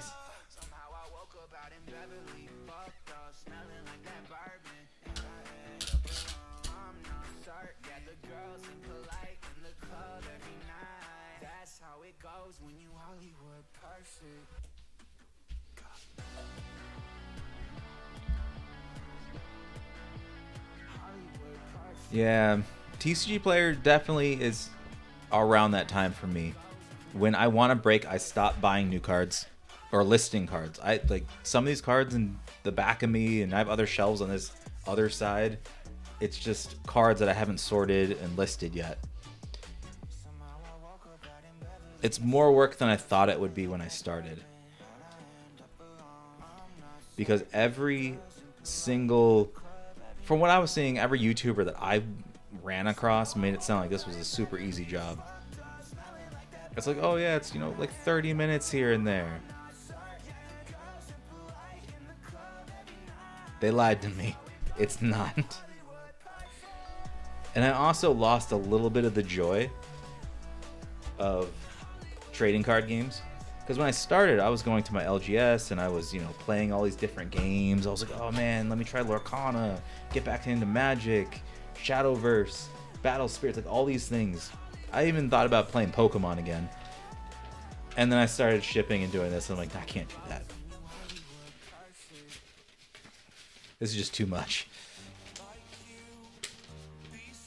And I definitely lost the joy when it came to opening booster boxes.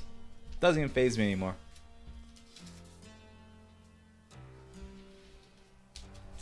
I can pull like a hit for $100 plus.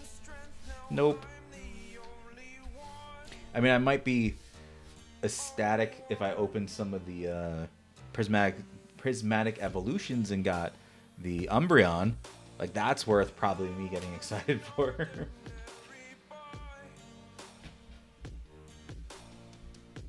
All right, so that's going off to California. What is my next order? $4.18 going to another one to California. A lot of Shadowverse players in California. They got 2 cards at $2.10 each. Perfect. Love these orders.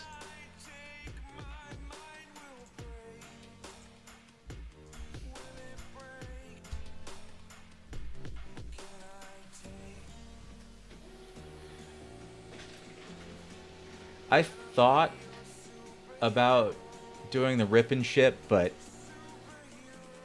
I don't know.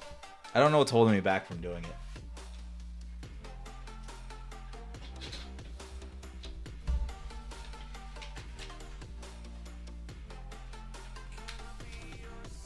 I think it has to do with that's another thing I have to stream and be doing, you know.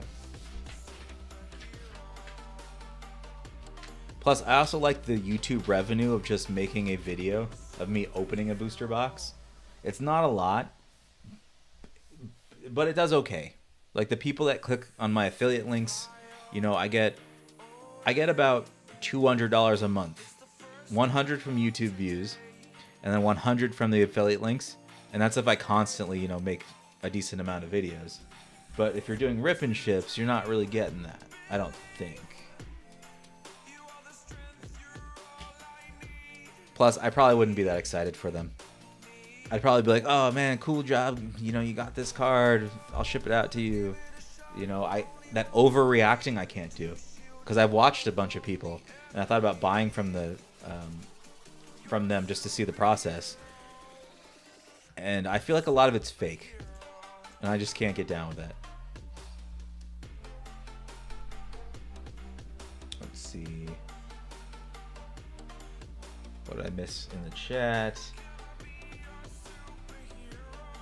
You only track on 50 plus or heavyweight. I mean, that's not bad.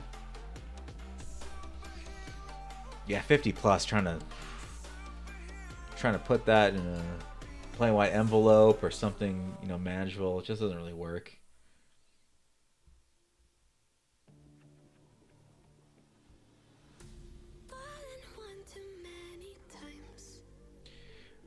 I shipped each of my orders with tracking, but it cost me like $5 to ship.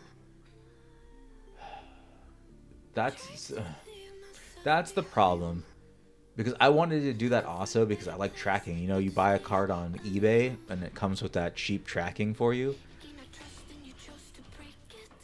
But that eats into your sales so much. That's a lot of money. Because, like, from what I'm seeing, most of the stuff on stamps makes it there. There's only like a few cards out of the, you know, hundreds, and I sent over 1,000, and yeah, there's only been a couple that didn't make it there. But if I sent tracking on all of that, $5 each, so much profit lost.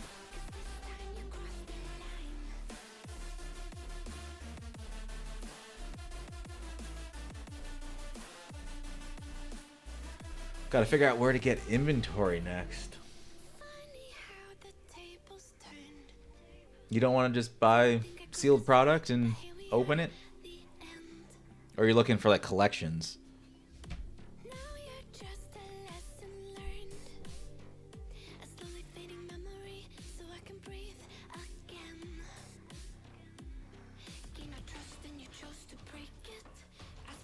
Wait, hold on. So, okay. I haven't really spent too much time watching them. I just assumed that everyone got all the bulk cards. So you're telling me they open a pack, and if there's a hit, you send it out, and all the rest of the stuff, do you just keep? And then you just turn around and sell that on TCGplayer? Is that how that works?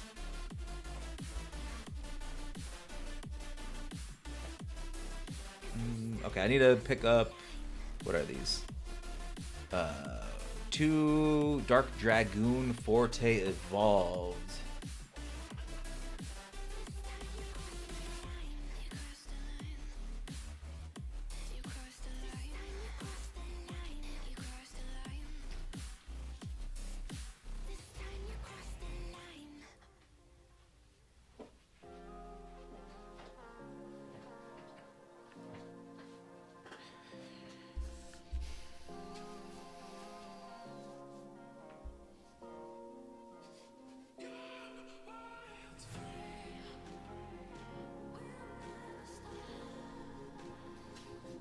Thought about letting your wife rip and ship, thinking woman's voice and hands would be better.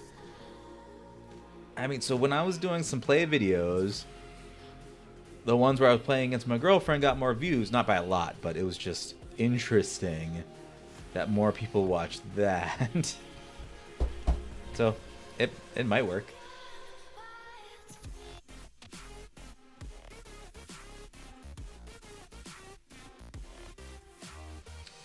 No, I do not have a distributor for product. I have a few LGSs in town that I buy the stuff that they don't want. Like, they have a lot of stuff that doesn't sell, and I buy it all up at, you know, discounted prices. I try to get new releases to make YouTube videos off of, and I sell those. I didn't find any Prismatic Evolutions, though. And then I go online and just wait for, things to go on clearance. Or them to have some crazy deals. I mean, that's how I've been doing it. Is it worth it to open sealed product, or is that a losing battle? Everything I've sold is sealed, and I've been making a good amount of money. It's just knowing what to buy.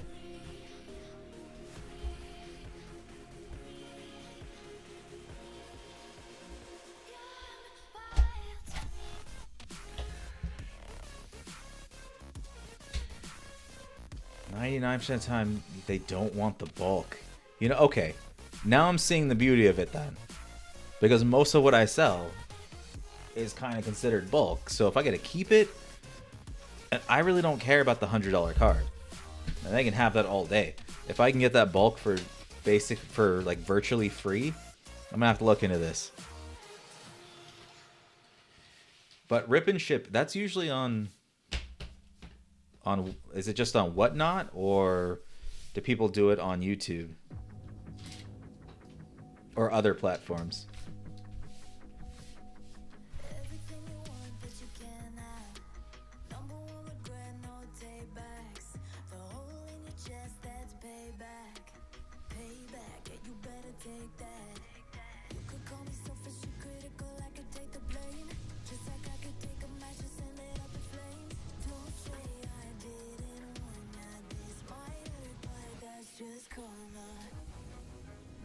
I know Digimon has lower box prices. You can get some for $30.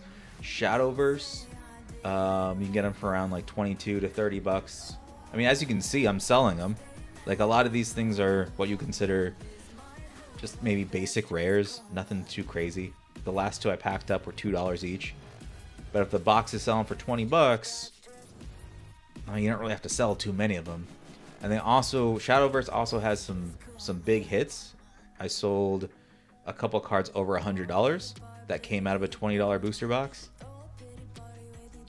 So I would look into some of those if you want some cheaper games to sell.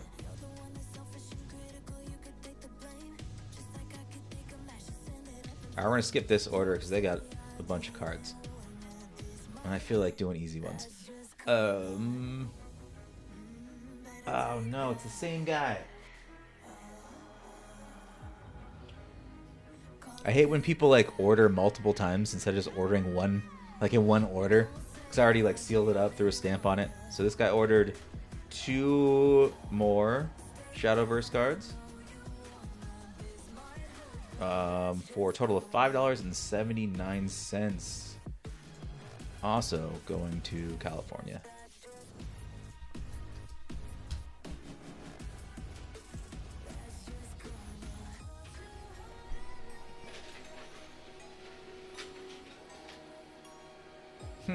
You do yours here on YouTube. So if I wanted to start doing that, how many booster packs realistically do I need to have? And does it work with modern, or does it have to be like vintage? Like, do you need Evolving Skies packs for it to work?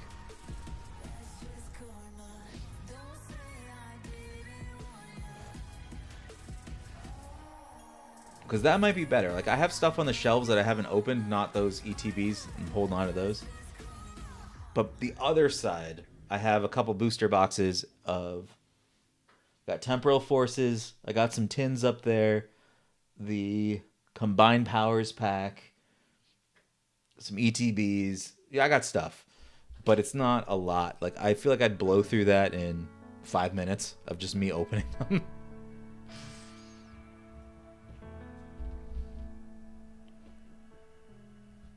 Oh, I thought about doing Korean Pokemon also. Huh.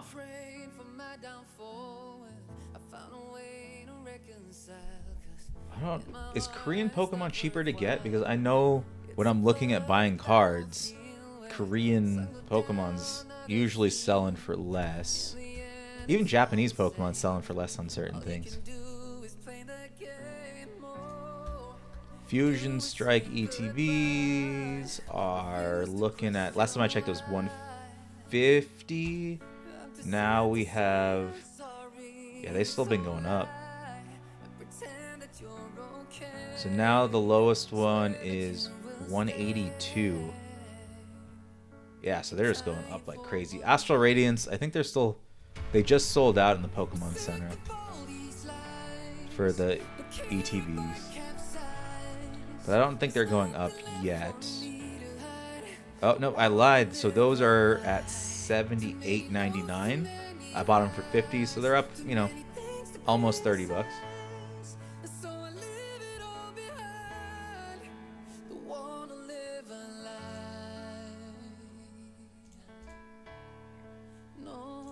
I just don't know what I'm going to sell those Fusion Strike. Like the ETBs, the Pokemon Center ones.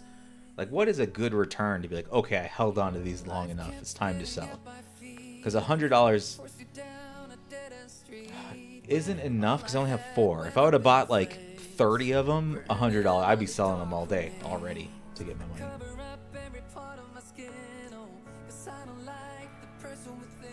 Yeah, I'd be down to chat about it.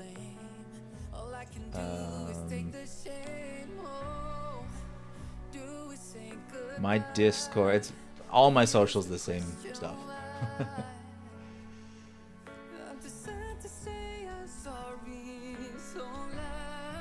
Let's see, I think.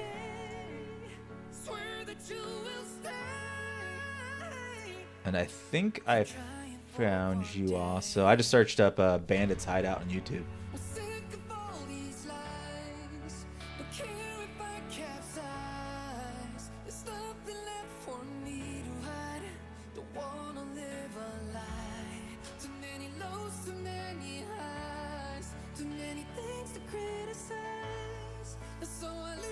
Alright.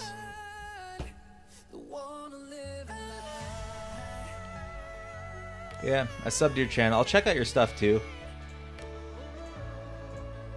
I always like learning new things.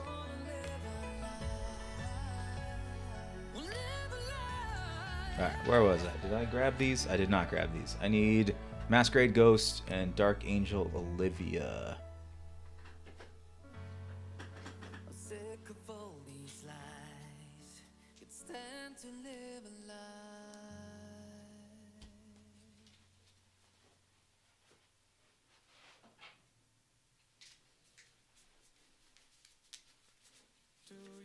Regular Masquerade. Nope, Masquerade Ghost Evolved.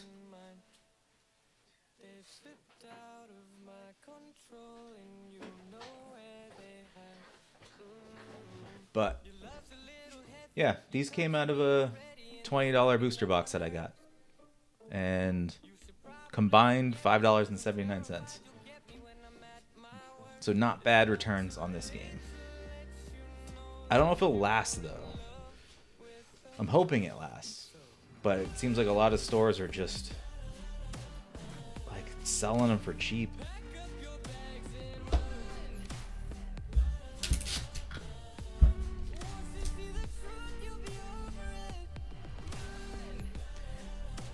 Selling seals is all about getting wholesale. Yeah, I definitely agree with that. Well, I don't have a wholesale distributor or anything because I don't know what it takes to get that. I'm basically getting those prices when an LGS sells to me.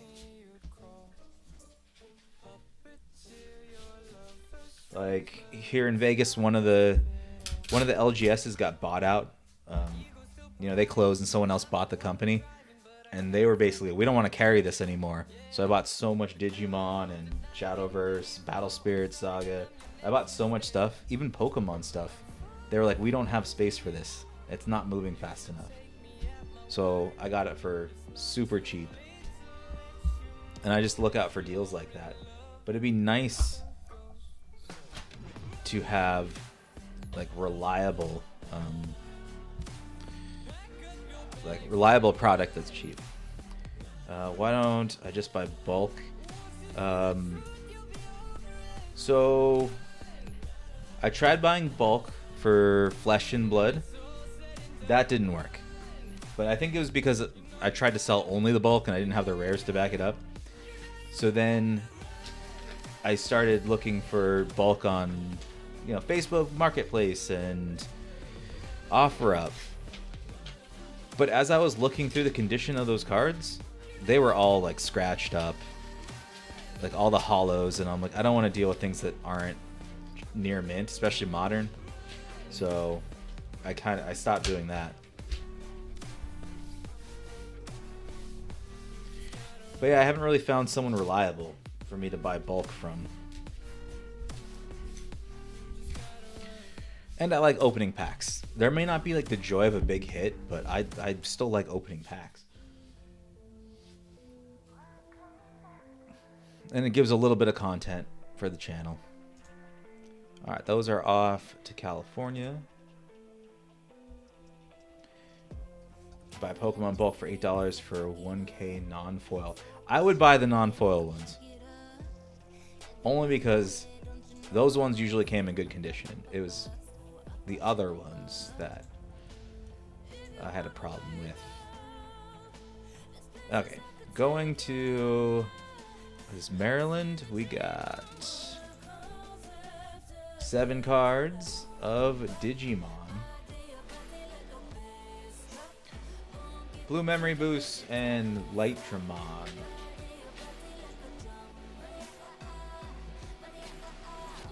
And then also Pokemon's not like, Pokemon's my worst selling thing that I carry. It's Pokemon's here for the views on YouTube. Like, that's really what it's here for. Because if I can get a product fast enough, more people watch that than they'll watch me opening Digimon or Shadowverse or anything like that. And then when you look at the sales, it really is Digimon number 1, Shadowverse number 2, and then it's a tie for 3rd place, Lorcana and Battle Spirit Saga. But Pokemon's way low. Because I refuse to sell bulk at like 5 cents each, or even 10 cents. I just don't have the time to do it. I started out selling them for that cheap, but not anymore.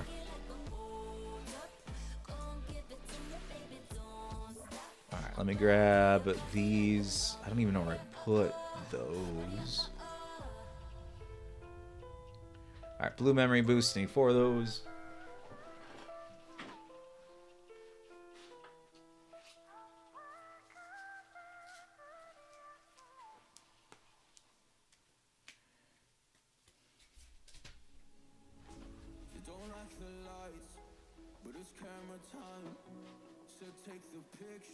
Okay, where is it?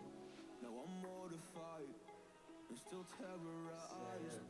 Push me behind to get me from my better side. I wanna push you back, but that's all you want. Wanna rub me up, I'm holding back. Trying to get me framed, throw me in cuffs. Said I attacked you, that's just a false truth. No need to argue, and yeah, I've had enough. You follow me anywhere I try to be alone. Forgot how many.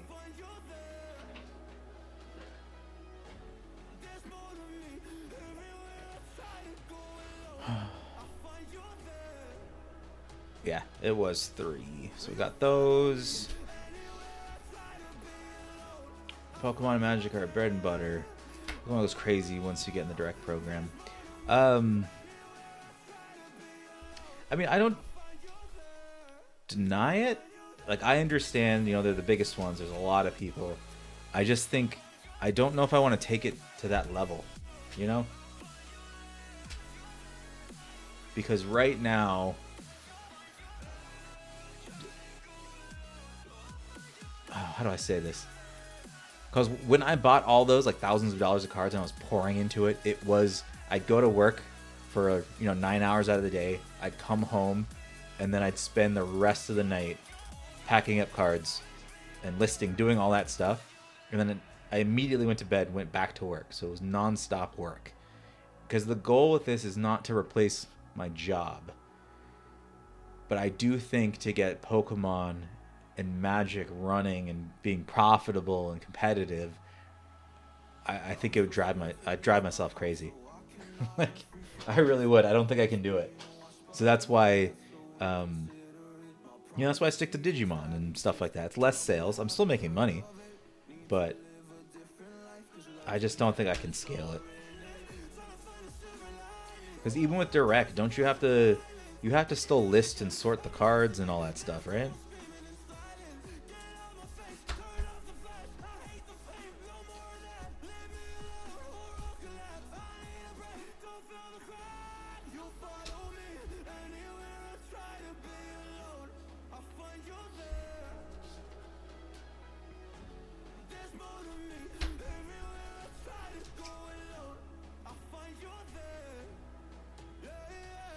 $10 of TC. Now I could do it. I could easily do it if that was like if I didn't have my other job. Like if someone said, "Hey, you know what? You can quit your job, make the same amount of money, or even a little less." I would, you know, I'd quit my job and then I would work, you know, 10 hours. I'd work even more if I had a storefront.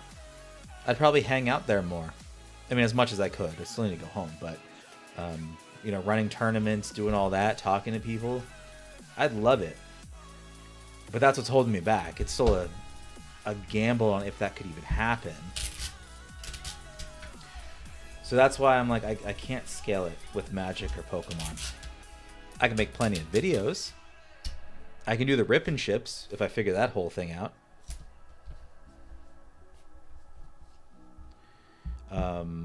If I had a partner, I could do that.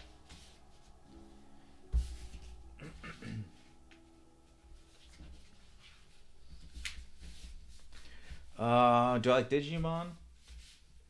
I remember, like, growing up, I was like, Digimon's just the wannabe Pokemon. It's just, you know, it's the knockoff version. Because my brother's 4 years older, and he liked Digimon, and I liked Pokemon. And then I tried rewatching both of the shows as an adult. I still think both the shows are great for kids and everything, and they have the nostalgia. But I think the more serious tone of Digimon is better. I think the story and everything is better than Pokemon. You know, like, Digimon die. Like, imagine if Pokemon died. Like, their trainers are running around, they're just dead. So there's a lot of sacrifices, a lot of touching moments and everything. More mature. The stakes are higher. So Digimon's cool.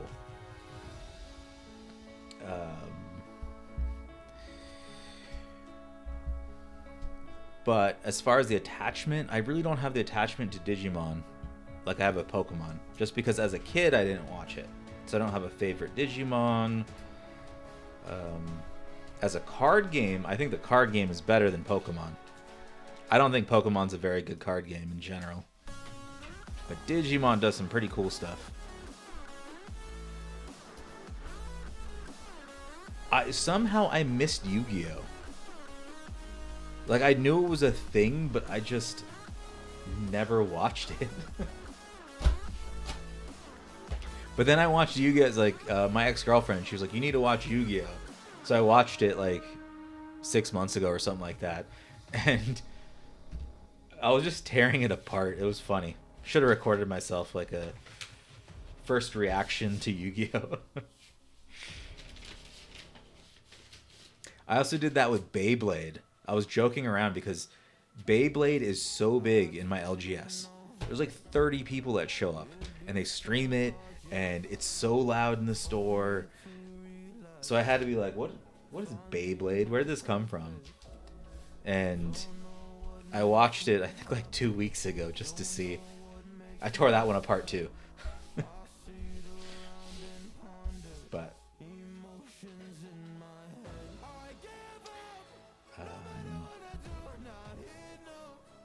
But I played Yu-Gi-Oh like once just to see how it was, and it was something.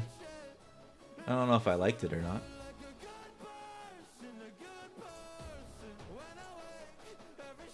There's a lot of stuff I didn't understand with Yu-Gi-Oh. Alright, next one, going to Bloomington, Illinois.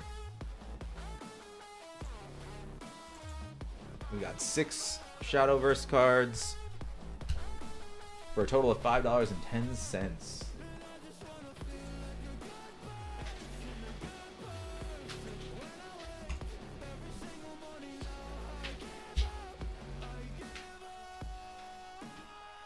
So, when you do a rip and ship not on Whatnot, how do they pay you?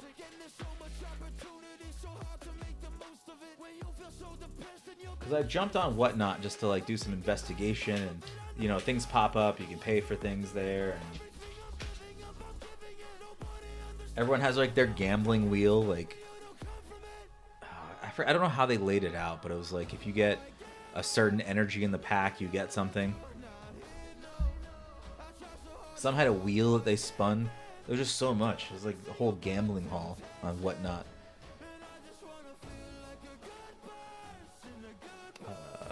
Mystic Kings. So 6 Mystic Kings.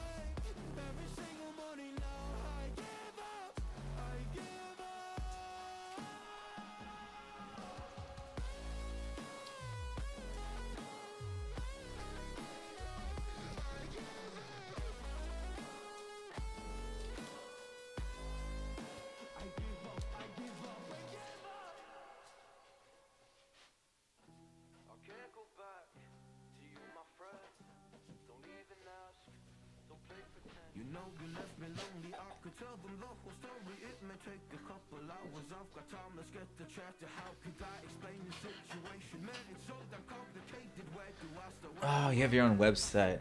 Okay, makes sense. I also don't want to deal with taxes. That's another thing. Like TCGplayer, eBay, all them deal with, you know, the sales tax and all that. But having your own business, I watched some YouTuber talk about their taxes, and he's like, I didn't know I had to charge sales tax, and all of a sudden I owe all this money because he was selling on his own website and everything.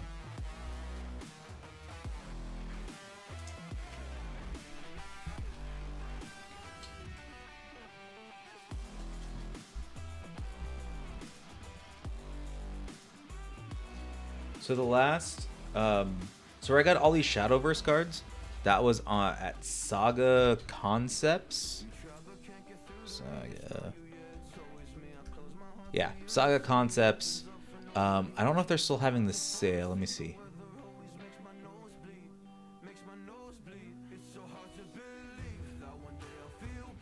So they lowered the sale. It was 20% before. But they still have a sale. So the sale is 15% off if you use coupon code SAGASALE15. So still not terrible, but that's where I got the Shadowverse cards from. But I buy from everyone. It doesn't matter who they are. As long as they got good deals, I'll buy.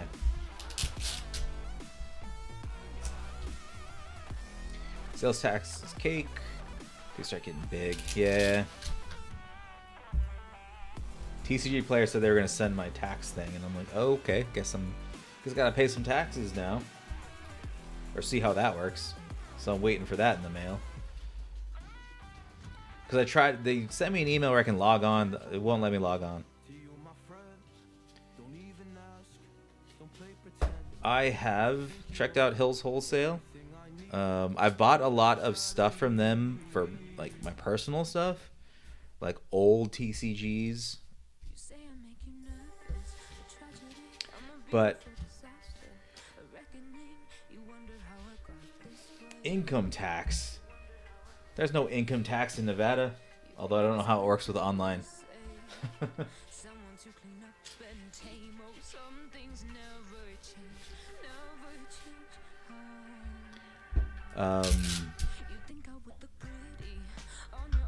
But yeah, I won't buy anything sealed for MSRP or over. I just won't. I take that back. The only time I will is to get one just so I can open it on my channel. Everything else has to be less than MSRP or I won't get it. So like Black Friday comes along or GameStop's trying to sell all their stuff. Or someone on TCGplayer just wants to offload some products.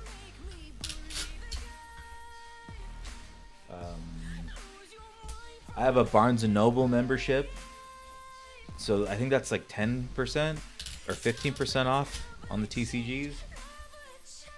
And sometimes they have some deals. Yeah, without the deals, if I opened everything at MSRP, I'd probably lose money.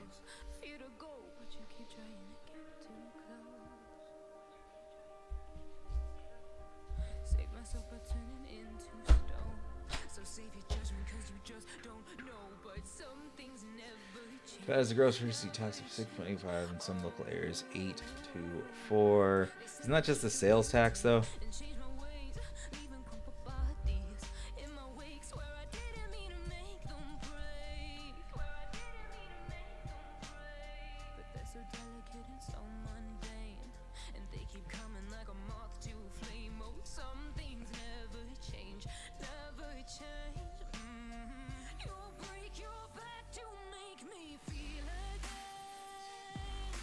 Yeah, I don't think I make enough in sales right now for taxes to really even hit me at all. Like, because I sold $16,000 last year worth of cards, and that, to some that sounds like a lot, but that's like a tiny little drop for a big company, or even just a regular size company.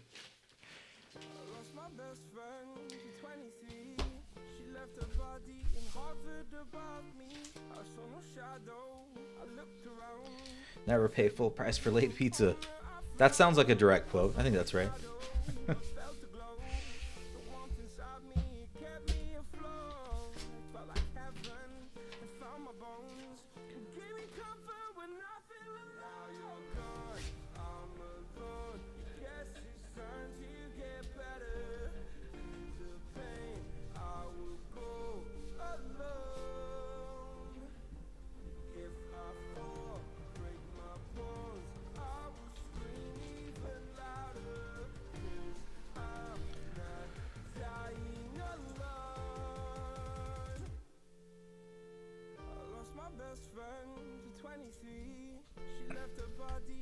Well, taxes. I was actually going to get a tax professional to do it this year just because I got a whole bunch of stuff now. Usually I do it myself, so I'm like, I'll worry about that when I hand them over, you know, my forms, and they can figure it out for me and let me know. But I haven't received it yet, so once I receive it and do it, I'll probably let everyone know, hey, this is exactly what it'd be. This is the process. This is what you can claim. I mean, all my expenses are kind of split up between product versus my, operational expenses, printers, paper, all that stuff. It's all completely separate, 2 different credit cards and everything. So I kept good track of it so I can do some tax write-offs if I have to, but I don't think 16,000 is really going to be that much anyways. What we're saying is your profit margin on 16K. I think I made like 7,000 off of that. Now, I'm not the best at accounting, but how I was doing it was they're on 2 credit cards, like I said. So one's the capital, not capital. One's the operational expenses. The other one's for buying product. I put every single thing on those credit cards, and they've been paid off at 0 for a while. They're currently sitting at 0, and I have all these things to sell.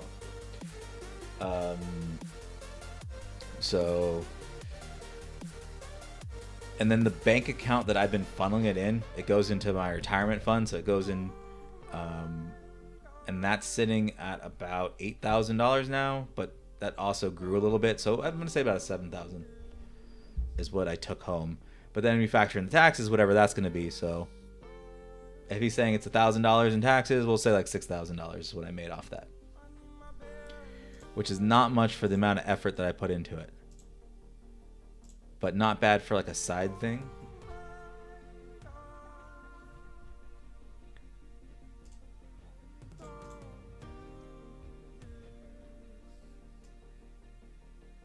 All right, we got a couple more orders here, but I saved. I don't want to pack that one up. There's so many cards in that.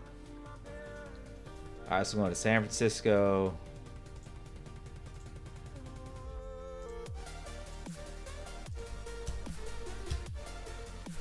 But either way, I save all the money anyways. I don't use it for like my electric bill or anything like that. So even if it was highly taxed, I'm completely fine paying it.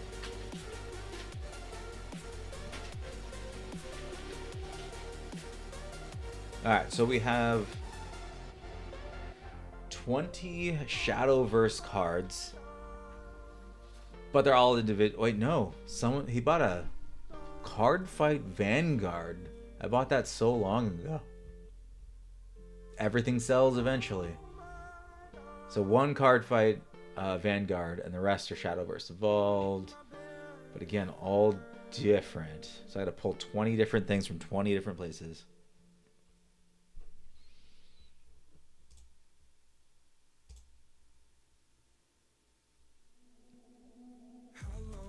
I'm hoping that for my taxes, it's like you have to make a certain amount, you know, like they, but we'll see. I just know when I get my check, my regular W-2, it's not, there's no income tax here in Nevada, so that feels nice.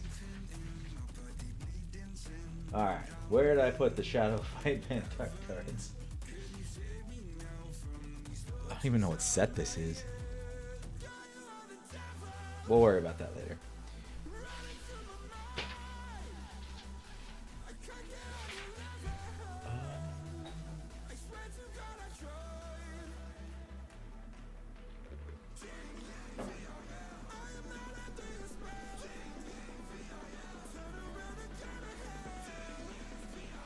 I need Golem Protection, which is a silver.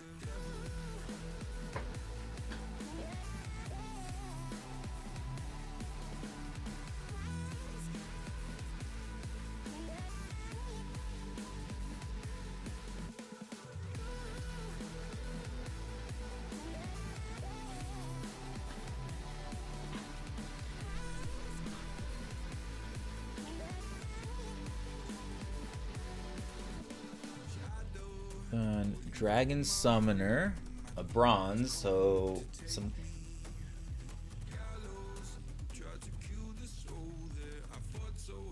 Just evolved. So a lot of commons I'm selling. So even though we bought 20 of them and I'm only going to get $11.25, it looks like most of these are just completely bulk anyways.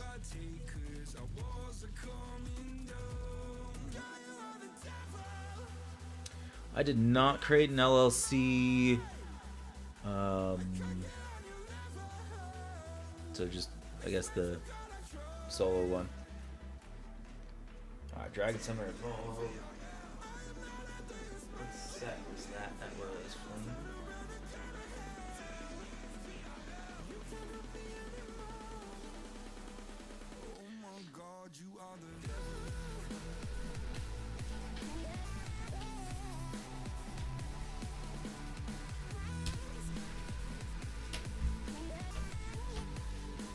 Yep, I am pulling Shadowverse Evolved.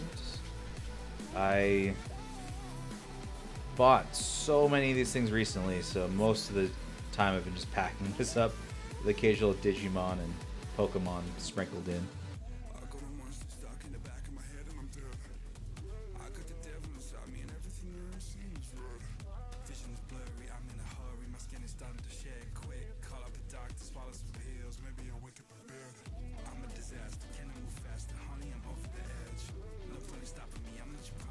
Where is this car? I did not organize these very well because there were just a ton of comments.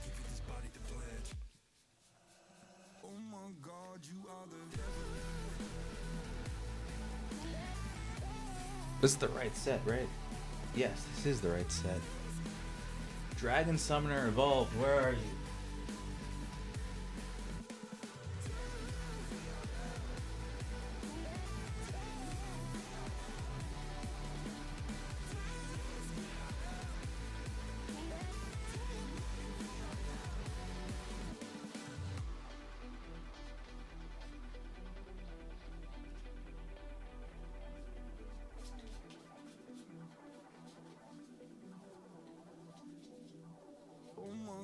You are the devil. Hey, do you wanna come round now? Say around 5:30. Stay until the morning, then I carry on and live my hollow life. Did you really take my soul? Came and then you left a hole. Shot me in the late night, bleeding out in plain sight, running with the heart you stole. You got your desires, always starting fires. Losing sleep, I'm in too deep, I'm hiding Michael Myers. Still haven't found one.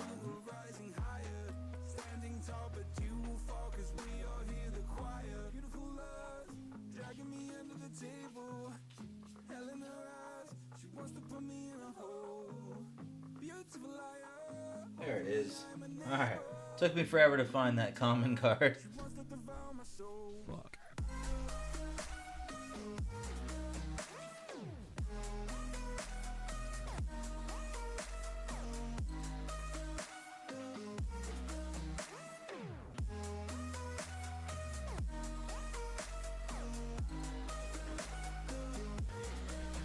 Am I doing anything to get product for the next set? Shadow's coming out this Friday. Not really. I'm probably just going to go to the LGS because they're going to get it in. I'm going to get one box of it just to open it on the channel. And then usually I wait to for the prices to come down a little bit before I start getting them. So I keep getting the old sets, you know, Advent and Genesis, Flame, and the Rain one. So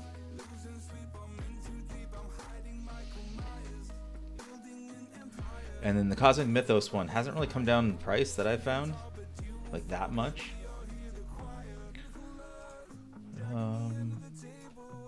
Need Amelia Silver Paladin.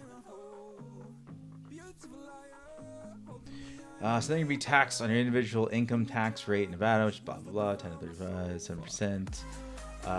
You have to pay self-employment tax also. That's only if they find out, though. But no, I'm going to do my taxes. Don't worry about it.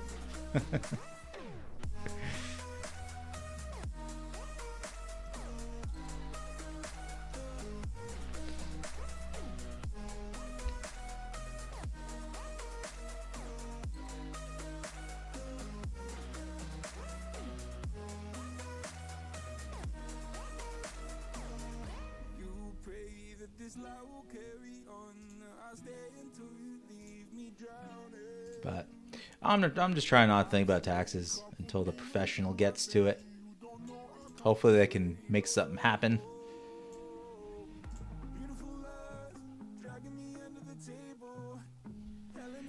AK-407, man. You sell Shadowverse also, or thinking about it? Alright, Reign of Bahamut. I need to pull. It's a gold.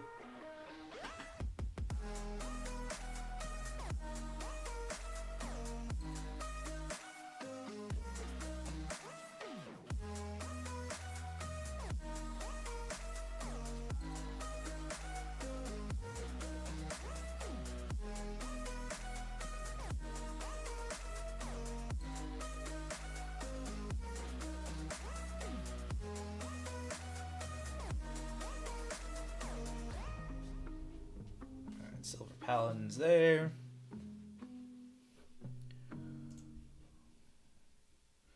Alright, Soul Conversion. That's a silver from Advent of Genesis. That sold for $1 or something, so not bad.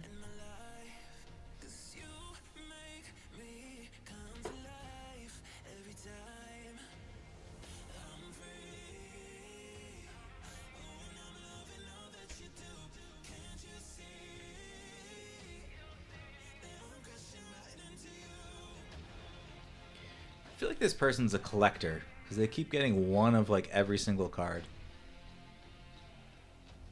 Death's Breath, that's also from Advent of Genesis.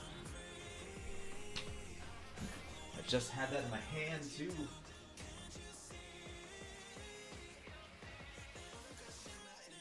Alright, Death's Breath.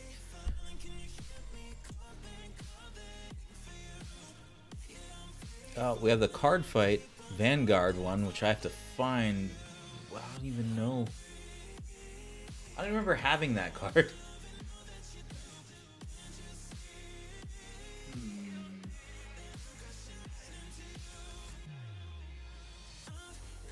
This? I think it's in this box. I bought this on clearance just to see if it would sell, and you know, there's a couple things selling. How's Dragon Ball do on sales? That's one I never tried getting into.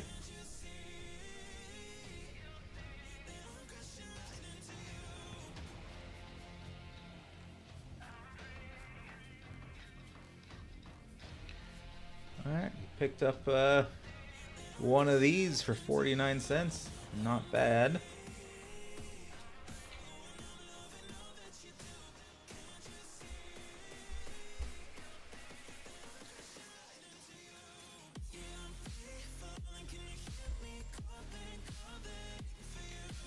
So I took a break from selling, so I missed out on some of the other Shadowverse sets, but the Cosmic Mythos one, I got one booster box, and I pulled the, what is her name? Now I gotta look. What is her name?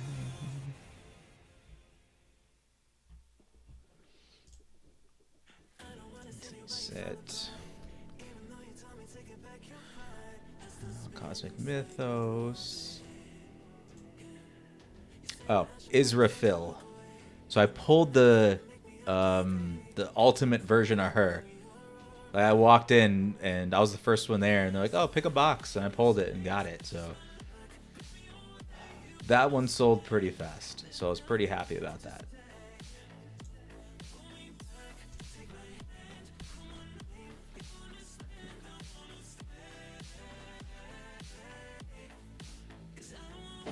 Meta cards for decks are the best thing for that game, and also very nice. Other than that, nothing else sells. Well, kind of dying, yeah. That's why I like Shadowverse. You know, people buy so much. You know, they buy them in sets of like play sets of 3, and it's perfect. All right, Cosmic Mythos. We need to pull Ariette, Soothing Harpist. Where did I put her?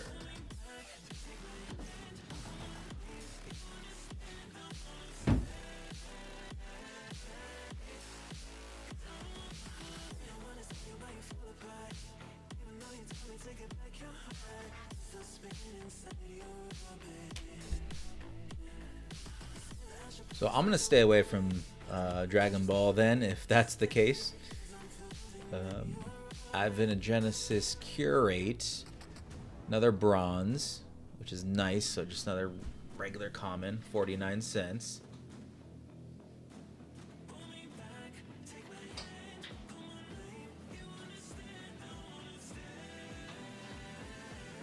And I know if I lowered my price, I could probably sell all of these instantly.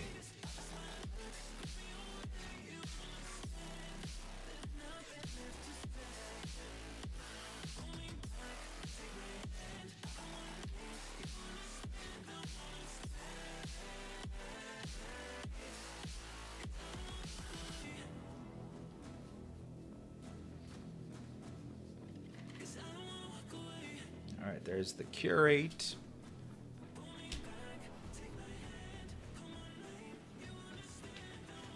How have your sales for Shadowverse been going?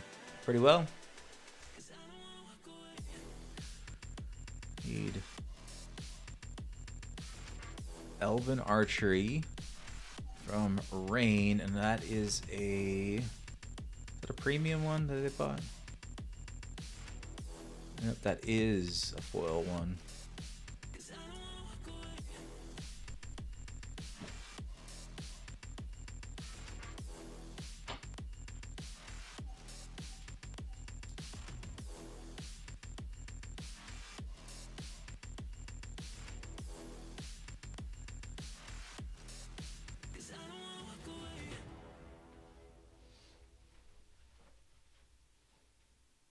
Was a heartbreak, a blood soak. When the river ran red, I knew we could not float. I walk with you through the great divide. Still I'm yours from the other side. Oh, how the tall grass reaches wide. Ghost of the buffalo passing by. Lincoln, how will your country die? Rain falls hard from that. Where is this card?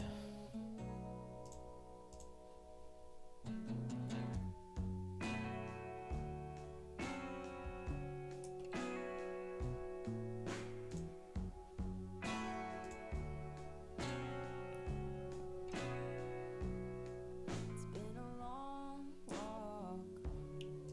I hate when I do this. I might have lost a card. I'll go one step further. Don't hate the view from the ground up. Can we build again from the sound of the truth, the truth, the truth, the truth, the truth, the truth. Oh, how the tall grass reaches wide. Ghost of the buffalo passing by. Lincoln, how will your country die? Rain falls hard from that open sky.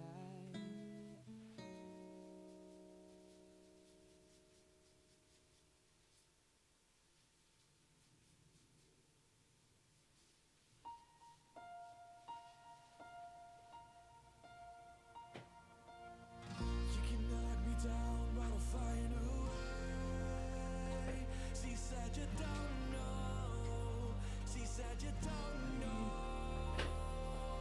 Ice white. I was doing really well until I can't find this one card. So either I put it in the inventory wrong or I accidentally shipped it out to someone. Ugh. Alright, moving on. I need Feet of the Gentle Elf Evolved. So don't fall in love, 'cause I'm here tonight. I don't wanna say it, but it just feels right. I took a pill just to pass the time. Yeah. Wanna stay at the back of your mind. 'Cause we've seen it all before, and don't get me wrong, but I'm done with these games. But I'll hold Alright, so we got you and I are stuck on this. I can't seem to let you go. It's not Alright, so we have the elf. What is next? this time. Mage of Nightfall.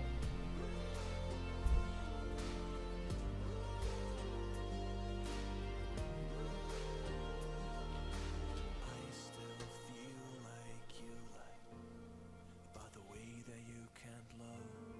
We should have never let this go. Noble Instruction.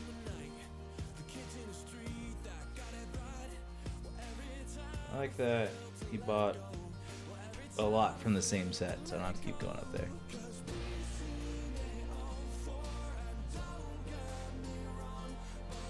Rabbit Ear Attendant, Shrine Knight Maiden. So my favorite thing to break and sell. I like opening Digimon. Digimon and Lorcana. I like Lorcana just because it's pretty cool seeing all the Disney characters. But it doesn't sell. It doesn't sell that great. Alright, Rabbit Ear Attendant.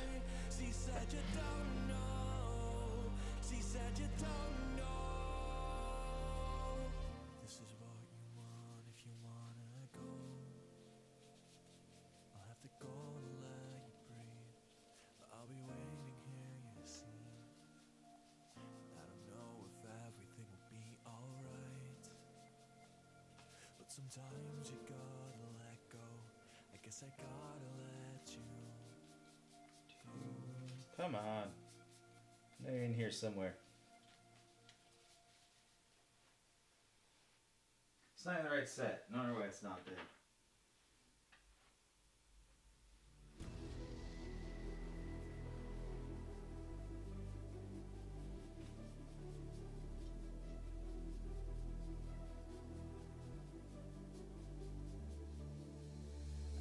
Watching you with dark eyes every night, counting up your sins. I keep a list and checking it twice. I know where you've been. I smell the sin and you're looking nice.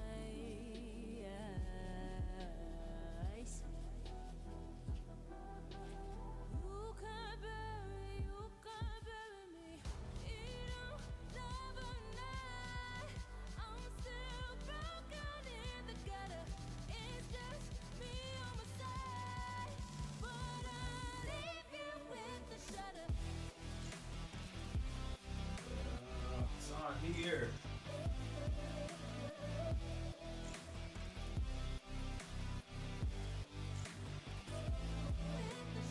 I got ghosts you don't wanna know.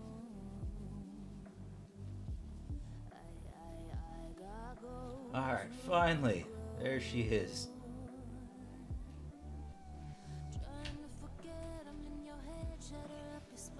It's orders like these that I just don't like.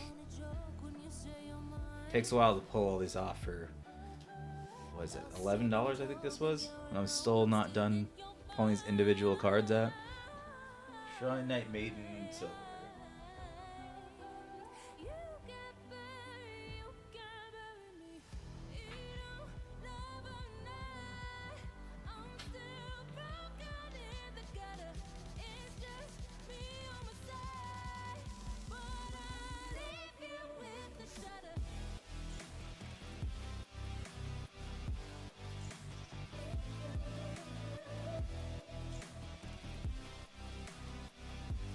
Shrine Knight Maiden. Where am I? Alright, Sister of Punishment, Swift Infiltrator, Witch of Sweets, Witch of Sweets above, Dire Bond. Yeah, sometimes I just put them in the wrong spot. I'm still missing one card though. There's one card I still haven't found. It's gonna drive me crazy. I might have to like refund him that one card and send the rest out. Sister of Punishment. Grab that.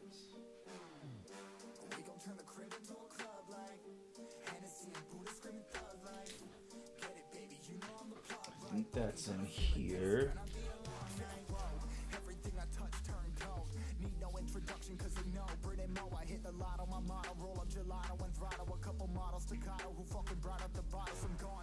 Alright, Sister of Punishment.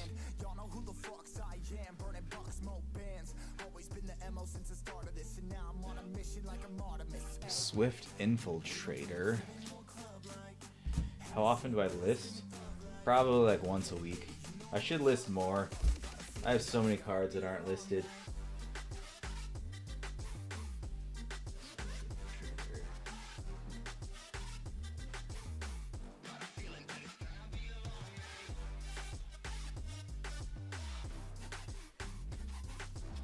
But if I list all my cards, that means more cards would sell and I'd be here for longer.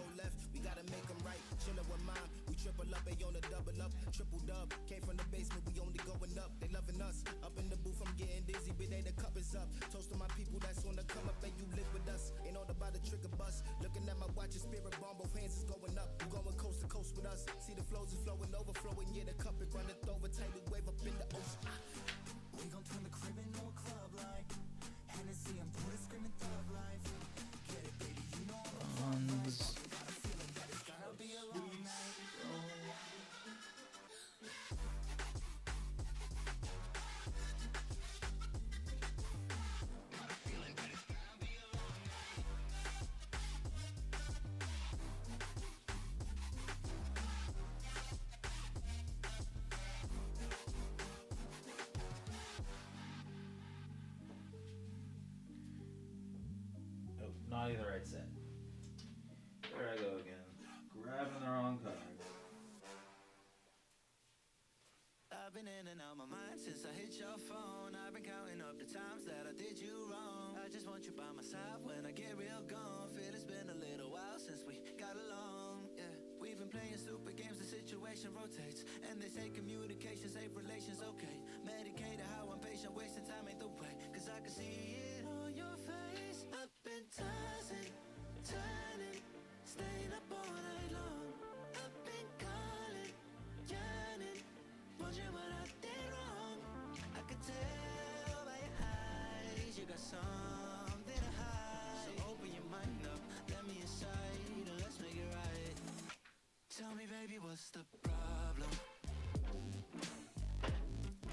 Cause I could try to figure it out. Alright, so this should be 19 cards minus the one I'm missing. Let's see. 7, 8, 9, 10, 11, 12, 13, 14, 15, 16, 17, 18. This is not 19 cards. What am I missing? I'm missing Dire Bond. That's a gold from admins.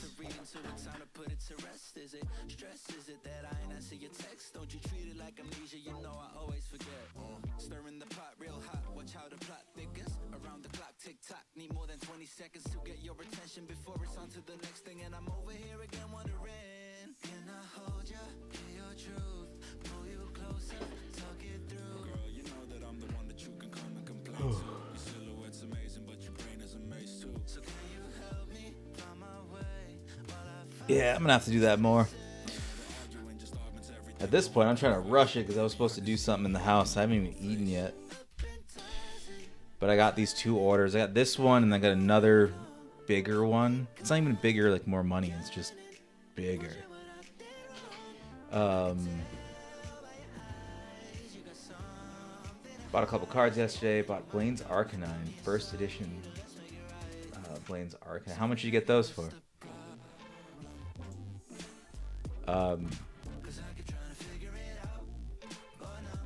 Yeah, these are all 49 cents except for the one I lost, which was 90. It's like 92 cents. I need to find that one. I'm gonna feel really bad if I don't find it. But yeah, these are all common cards. Like this, for example. Well, it's not common. It's a gold, but no one really wants it. It's you can get it for 19 cents, 25 cents. But they bought it from me for 49 because I have this variety. $175? Is that for a long-term hold or personal collection?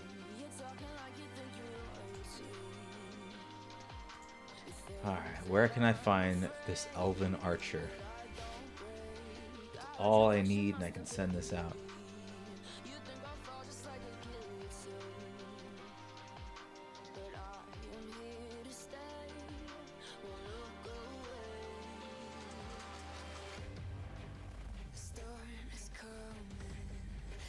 You know, sometimes I think about that. It'd just be easier to buy and just send it directly to his address and be like, sorry, guy, I ran out.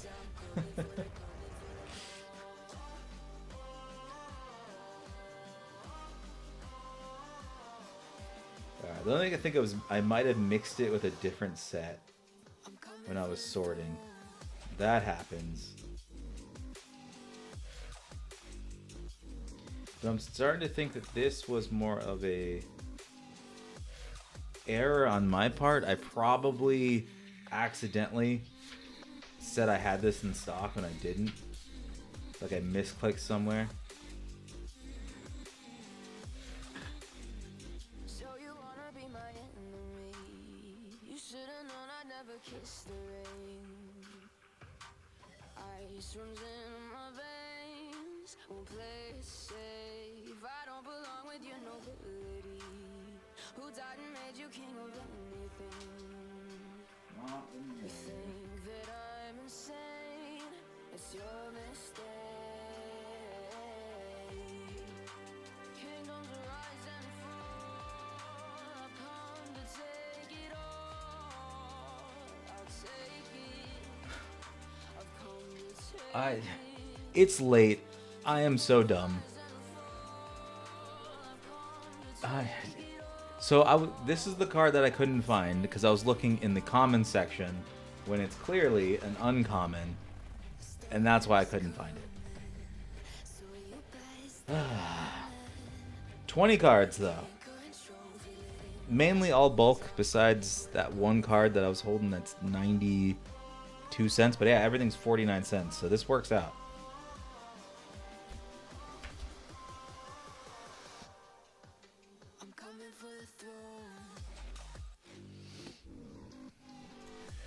Yeah, it drives me crazy.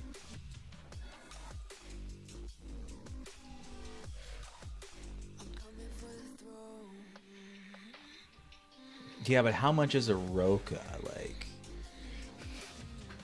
Because I looked at that in the beginning, because I'm like, oh, it's gonna take off, and I'm gonna get these things, blah blah blah. But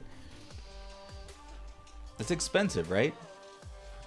And I think they can only sort Magic and Pokemon cards? Because I don't think when I was reading about it, I don't think they could sort these, but I'm not positive.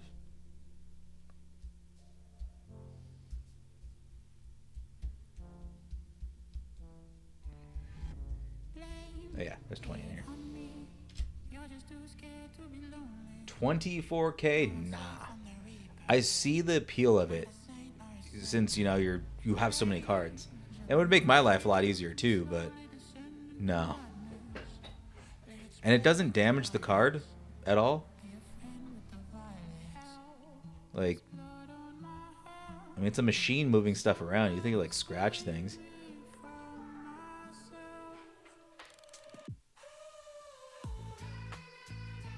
So, yes, alphabetical order is better.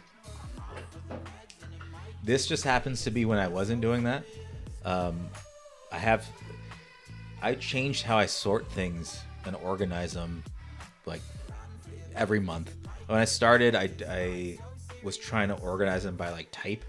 All the fire Pokemon here. That didn't work. So then I started doing alphabetizing just in general. Then I was like, you know what? I was sifting through too many cards because most of the people buy rares or something better. So I started separating them by rarity and then alphabetizing them. And that worked. That works until I forget.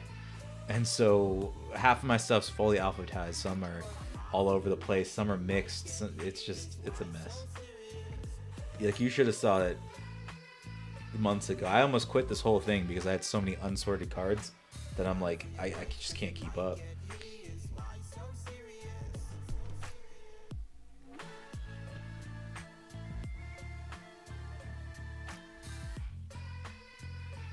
But yeah, I really should just take the time to reorganize. And I bet you there's a bunch of cards in there that I messed up on the inventory. So I kind of need to re-inventory everything.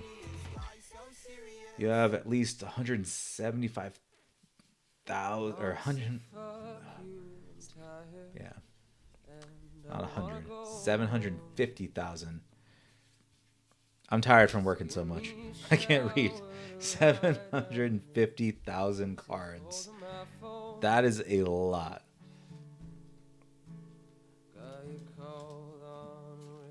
I think I only have like 20,000 cards listed, and then another like 10 or 20,000 that aren't listed that I need to get to.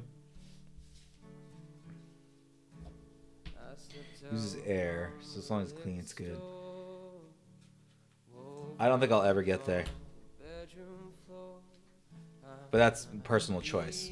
It's one of those. I don't think I want to get there. That's seems like a lot of work.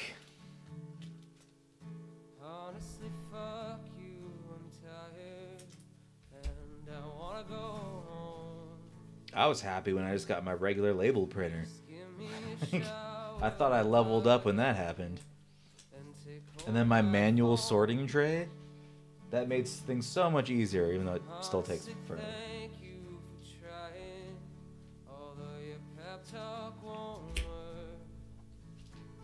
I just need to gather all my memories and burn ones that hurt. Couldn't sleep for a couple days. What other tools are out there that would make my life easier? Every stage I was drunk, spinning out, but my band members forgive me now. I was sunshine through the clouds, just a pleasure to be around. I'm being sarcastic, just on tour, there's not much room for it all. Then having a storefront, are you ever afraid of just people coming in and stealing? Like I see those YouTube videos where people just snatch and grab and run.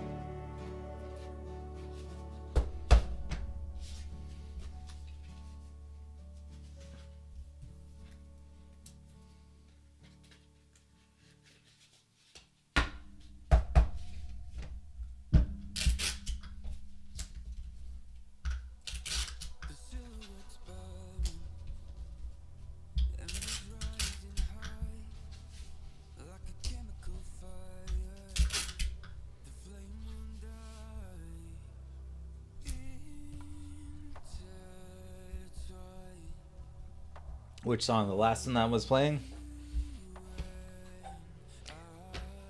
These are all free, royalty-free YouTube music. Because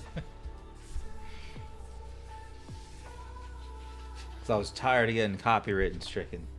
So I had to go get straight from YouTube.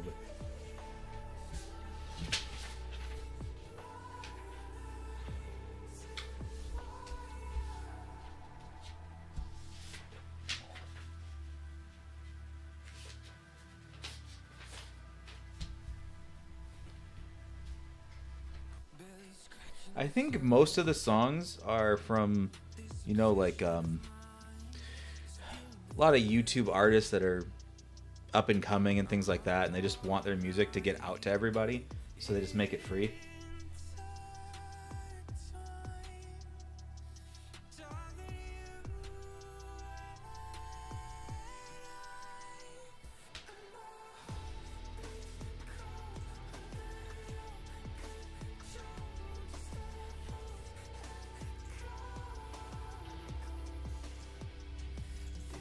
I just wish there was more with words.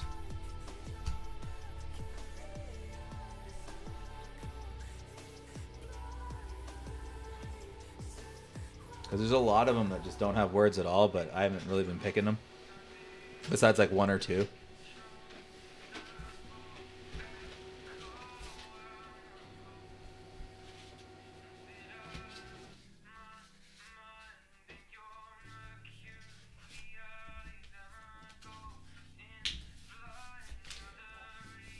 Because if you ever start a YouTube channel, all those ones that are free, like the free royalty-free playlists on Spotify, all those got flagged. Every single time.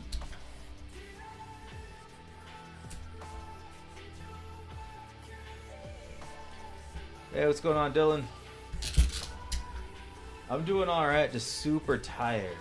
I had to bang out these orders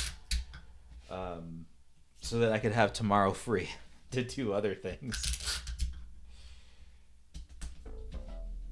All the tattoos?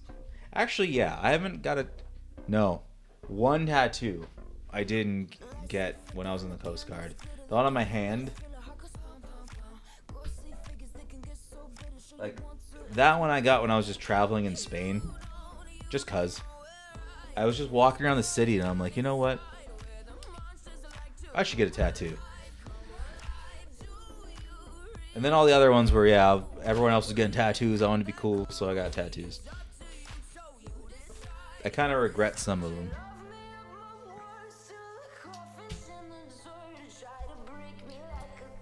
And then I also... It took me forever to get tattoos just because my whole family and everyone I knew, you'll never get a job. You know, no one will ever hire you. You'll be stuck as a mechanic or a tattoo artist. That's all the jobs you can get. But I'm doing just fine in my career. Nobody cares that I have tattoos. And now I'm a hiring manager also. Like, I get to choose who to hire. So tattoos don't matter to me.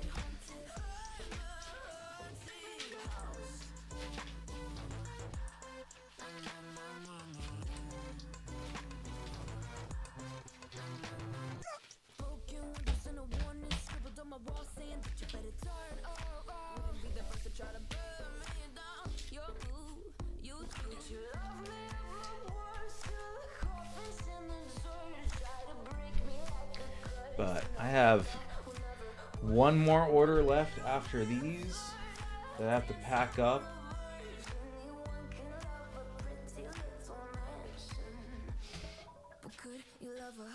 Do they feed me at Luxor? Yeah, so at Luxor they have a employee dining room where I can eat for free.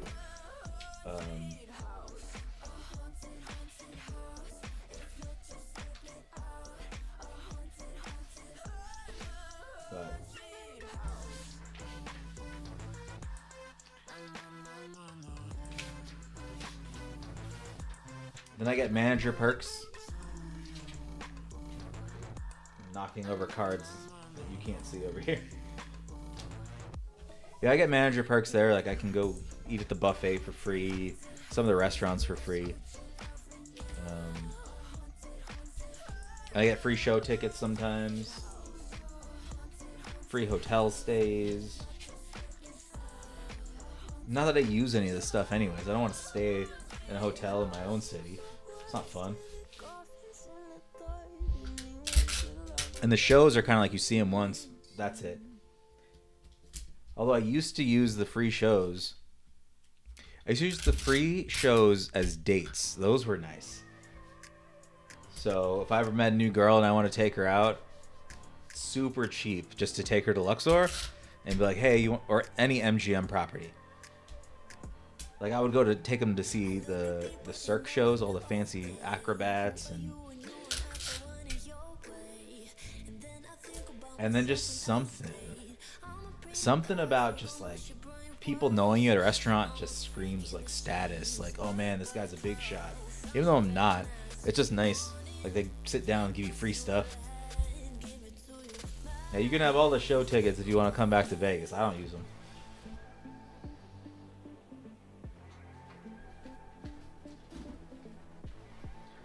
even gets you into the buffet for free. Although it is just buffet food. It's not that great. Buffets used to be like amazing in Vegas. Then COVID happened and they shut most of them down.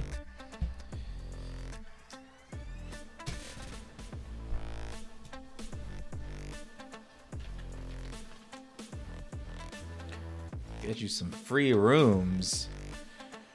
I probably could. Wait, rooms, plural? How many times do you plan to come to Vegas?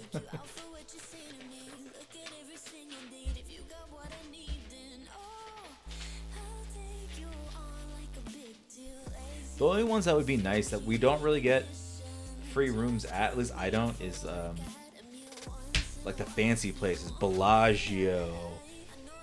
Like, I'm sure the IT crew that works at Bellagio probably gets free rooms there, but I don't. They're like, who are you? Like, I could probably get you Excalibur, just because Luxor and Excalibur are like the low end hotels.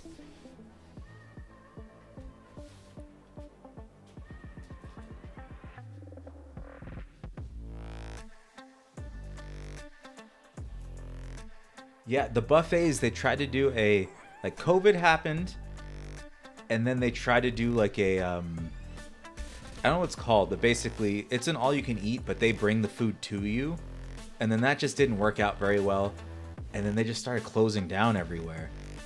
There's only like a handful left. So like Mandalay Bay, they had a buffet that closed. Luxor for some reason is still going, but it's not great. Like Luxor and Excalibur still have a buffet. Not great. It's like one of those, if you're in Vegas and you just want to eat as much food as possible, yeah, that it'll hit the spot for that.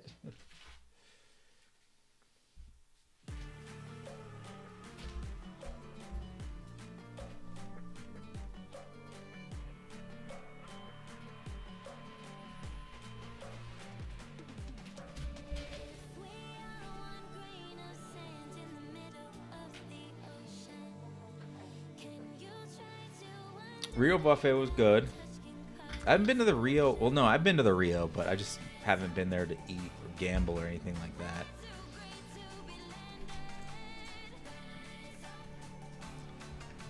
Alright, that order took a while. On to the next one. Going to Colorado. For $26, we have... How many cards is this? 18 cards. I'll probably padded envelope this one just because it has some good cards in there, and there's some bulk spread in, so I feel like that pays for the shipping costs, like the $4 shipping costs. There's a ton of 49-cent commons in there, and I have probably like 50 each of them.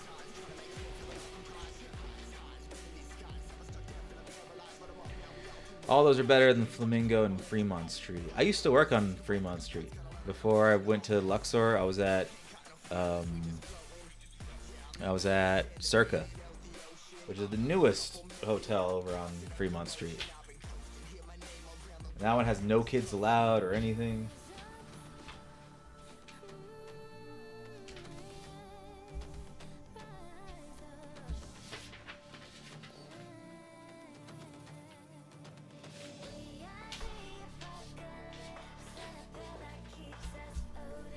But something that's been popping up a lot in Vegas recently, or I think recently, since COVID times, is a lot of, like,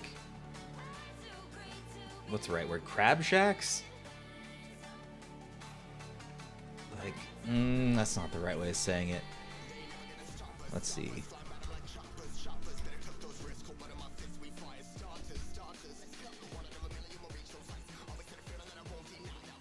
I don't know what the name is.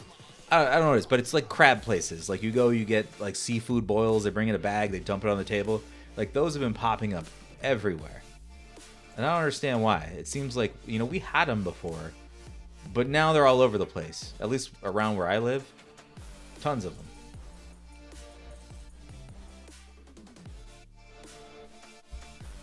You like Luxor? I'm about staying at MGM Grand. They're all expensive though. MGM Grand is like they consider it better than Excalibur and Luxor, but it's just as old. Like they threw maybe more coats of paint on it. The restaurants I like better. They have a Chinese place in there. It's pretty good. Um, I would say they have better. I don't know if they have better shows. Like I saw Jabberwockies there. It's a smaller show, like a dance show. They were pretty cool. But like Luxor had Blue Man Group, which I think is a little better. Like MGM Grand was big when they had the whole Tigers and everything, that whole thing. But it's okay. The MGM Grand's still one of their lower end ones. Like Bellagio, Aria, Cosmo, Park MGM, like all those are the nicer ones. Mandalay Bay, they rebranded. They had a tower called Delano, but that rebranded to the, I think it's the M. It's like a fancy Marriott. But I just stick to cheap stuff anyways. When I travel, it's always cheap hotels. I'll stay in a Motel 6. Alright. Pull in some cards here.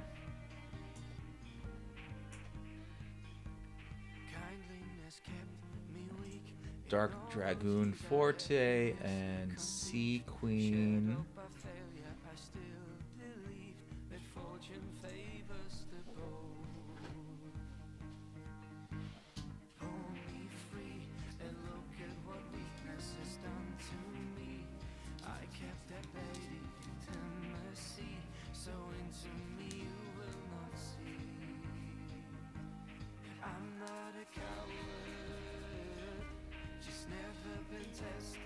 Okay, not in this hand.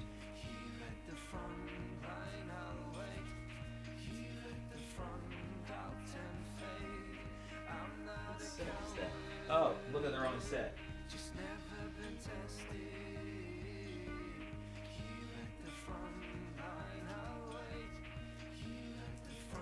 There she is. Dark Knight, and then other one was Sea Queen.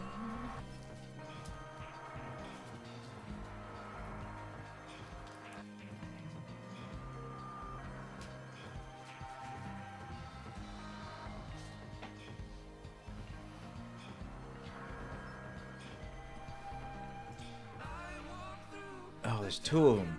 Damn it.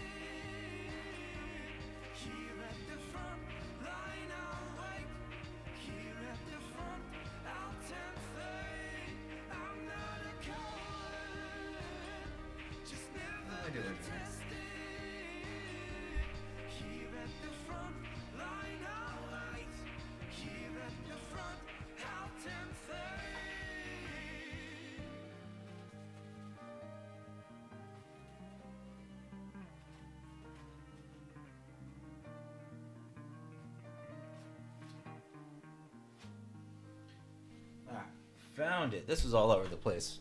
It was like 4 different places I had these cards. You wish Vegas had some cheaper places, but they don't. What's your definition of cheap, though? Because wasn't Luxor super cheap? I feel like Excalibur would be cheap too. Sorry. Crystal, Crystalia, Tia, 1, and then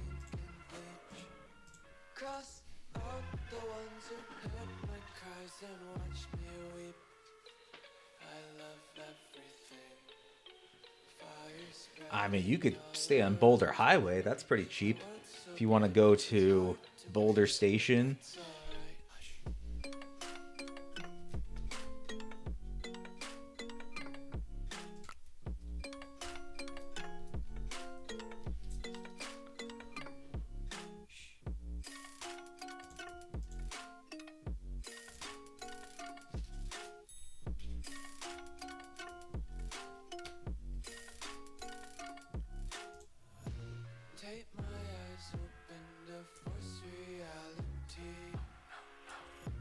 Why can't you just let me eat my weight in glee? I live inside my own world of make-believe. Kids screaming in their cradles, profanities. Some days I feel skinnier than all the other days. Sometimes I can't tell if my body belongs to me. I love everything. And I think everyone could do Vegas on the cheap. You might end up at like a Dottie's though. All right, Sacred Plea. That is a gold Advent and Genesis.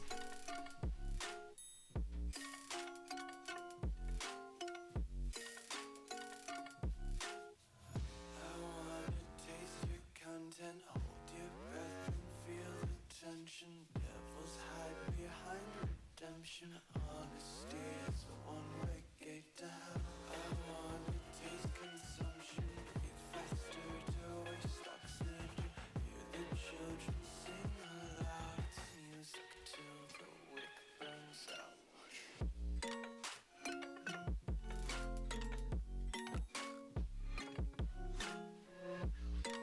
But also, why would you want to come back to Vegas? I mean, to me, there's not much to do unless you really love seeing those shows. Like, I don't think we have the best food. Everything's pretty expensive. Like, the shows are expensive. If you want to do all that. We don't really have nature.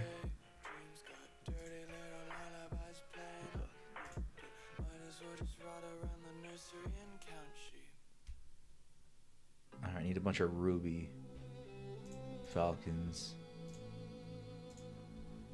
You better not come empty-handed. I expect you to have cases and cases of bulk. Then we're going to sit here in this room and we're going to sell it all.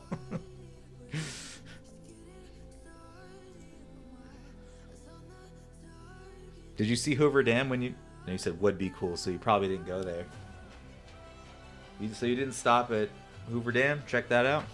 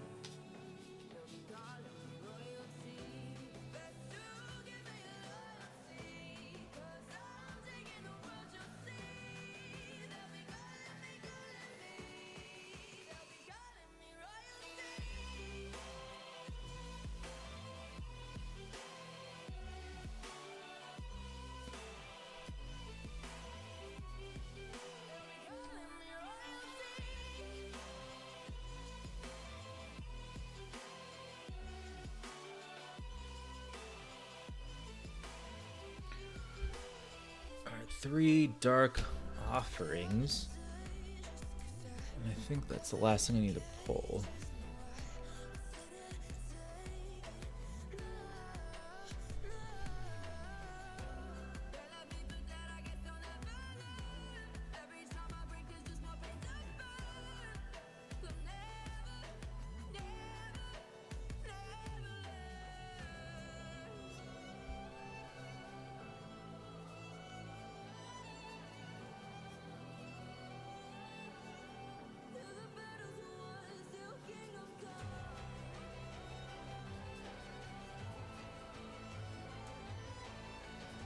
One more. We're done pulling cards for the night.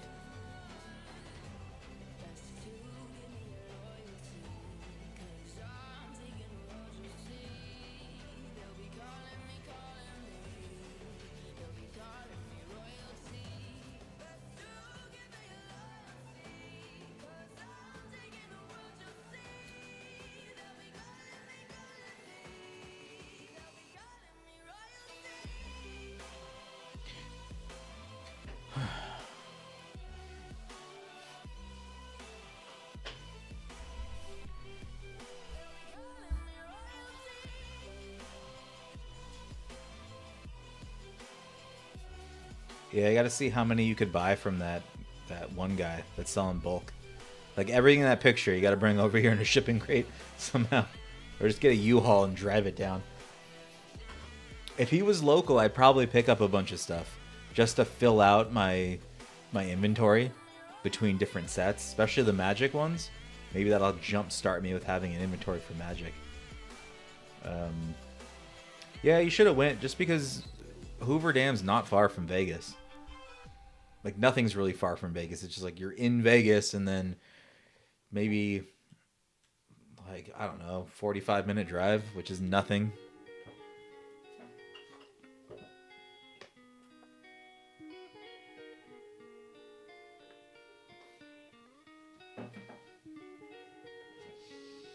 But there's some pretty cool stuff around here that, you know, not many people go and check out. All right, let me make sure I got this right.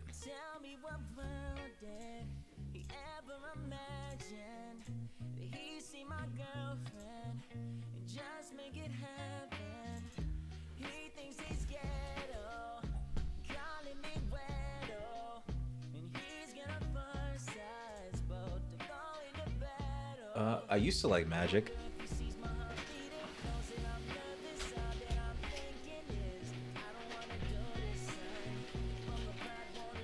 I just think they're getting a little crazy with their sets.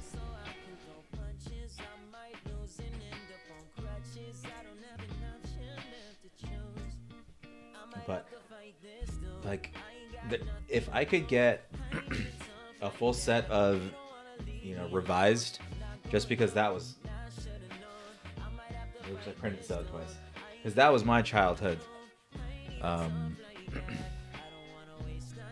But I'd like to have one. It's just it's too expensive for me to get all those cards.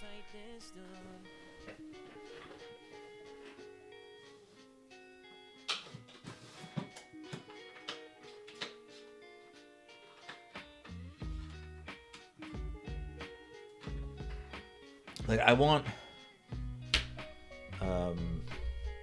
a full set of Fallen Empires. That wouldn't cost that much, but it would still cost a little bit just to have it. For selling, it seems like Pokemon's the hottest right now. It is, but I think the moneymaker in Pokemon's the rip and ships. It sounds like it's either that or selling sealed. Like this wouldn't happen. Like as I'm selling Shadowverse play sets of, you know, common cards for 49 cents. This has never once happened to me where they're buying this many. Usually it's just like one or two.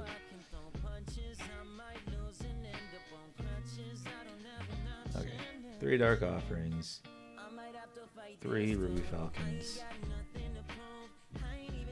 3 other Ruby Falcons, 3 Sacred Pleas, Shira McQueen, Crystal Talia,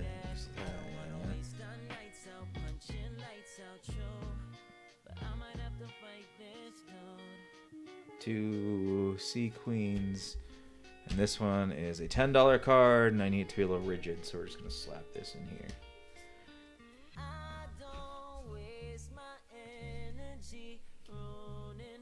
Yeah, I wouldn't mind Magic or any other product. I have plenty of room in this room. Like I got the closet space over there. I could clean that up to have more racks and fill those up. I have more room on this side of the wall. I have more room like behind the computer. So until all this is filled up, I wouldn't mind, you know, sitting on some Magic.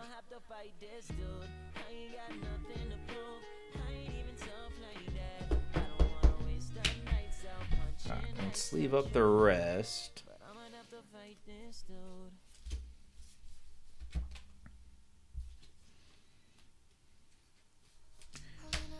But I would love vintage Magic. I just don't think I have the eye for it or the knowledge. I'd have to research a lot to see which ones to buy. I also like the controversial ones, like Demonic Tutor, because I think he has a pentagram in his head that people didn't like.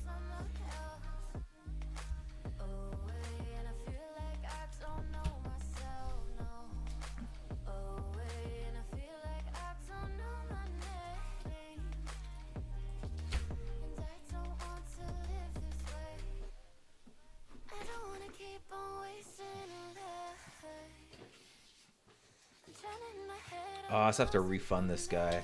Completely forgot.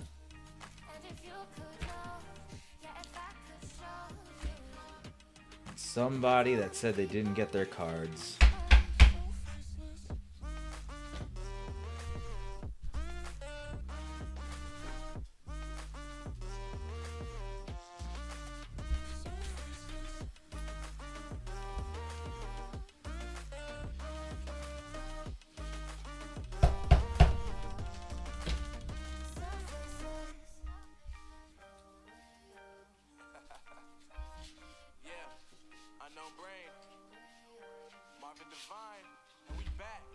Can't nobody tell me nothing. Made it through the wind and rain. I turn nothing into something. No more dealing with their assumptions. Cause I do what I gotta do and I know, can't nobody do it like me. All they do is judge me for who I might be. Maybe if they took some time to pick my mind to see that I'm cooler than lemons and iced tea. All I wanna do is live it up with the homies. Everybody really talking ass if they know me. But I guess I gotta face it. I'm so tired of being faceless. I don't wanna keep on wasting life. I'm drowning in my head, I'm losing the mind. And if you could know, yeah, if I could show you. I don't wanna keep on living this life so faceless.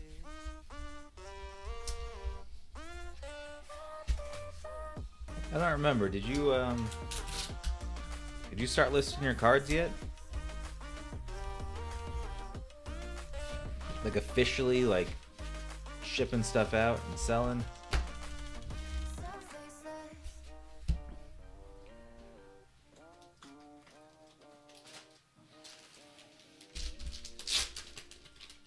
So faceless.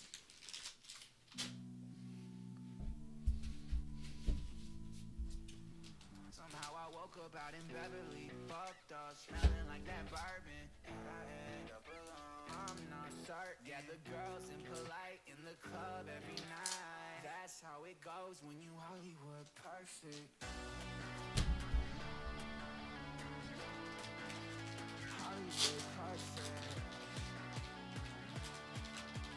That's how it goes when you Hollywood perfect.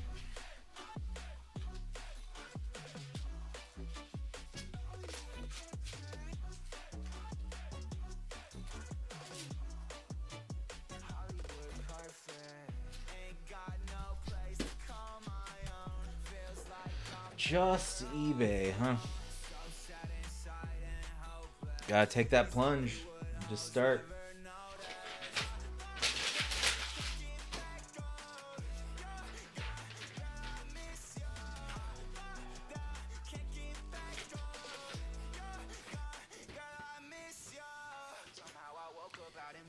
What have I been up to? Like in life or with the business? Yeah, the girls impolite in the club every night. That's how it goes when you Hollywood perfect.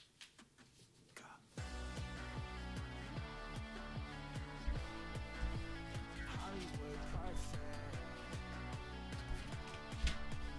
That's how it goes when you Hollywood perfect.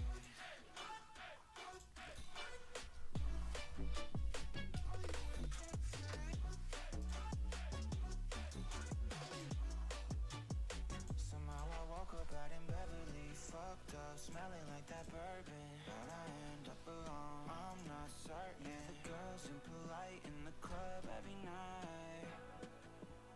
Somehow I woke up out in Beverly, fucked up, smelling like that bourbon. How'd I end up alone? I'm not certain. Yeah, the girls $4 to ship to Colorado. that's how it goes when you're Hollywood perfect.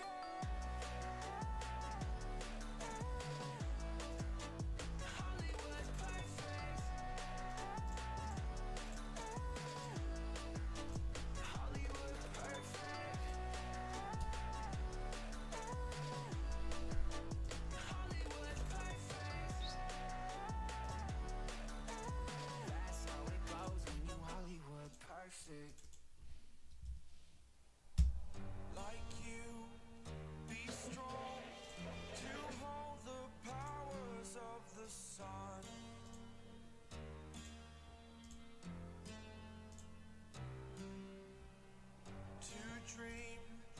This guy's getting tracking.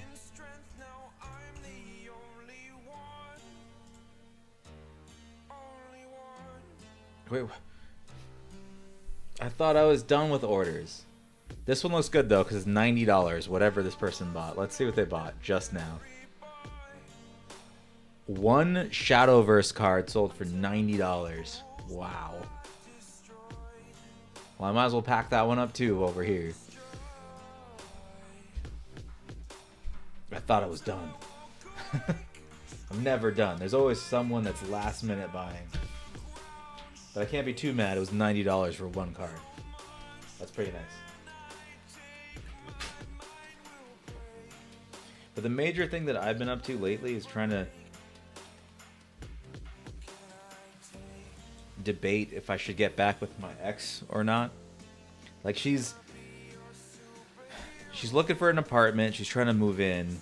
It's like to an apartment like right up the road from me, and part of me wants to be like, just forget about that and just move in with me. But the other part of me is just like, I don't know, maybe I should just find someone else.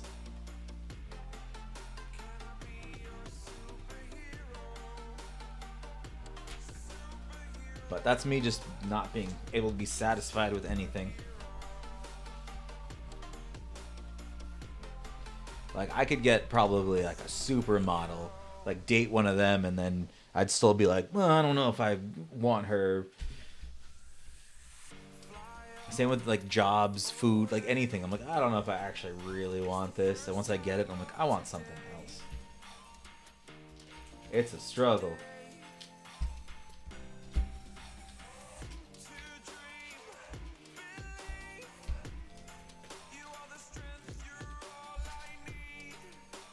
Hoping this fits in my mail slot. There's some orders that don't. It's just a very thin mail slot.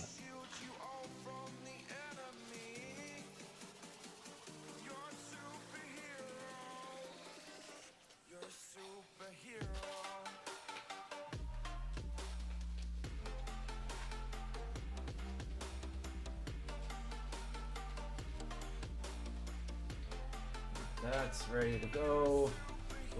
Oh. My stack is falling.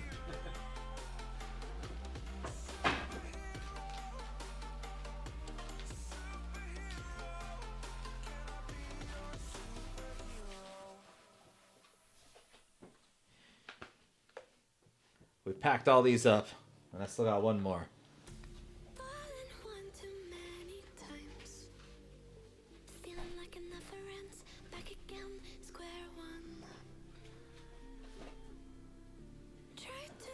Okay.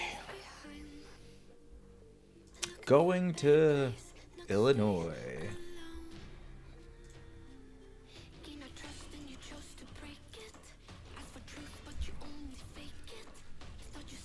Actually, let me do the printing. Let's see.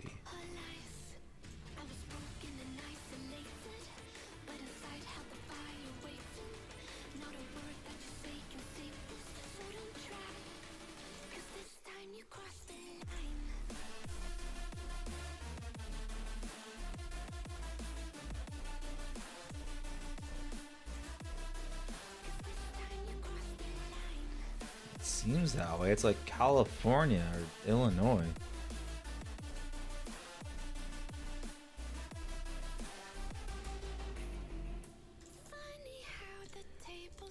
How much does this cost to get there?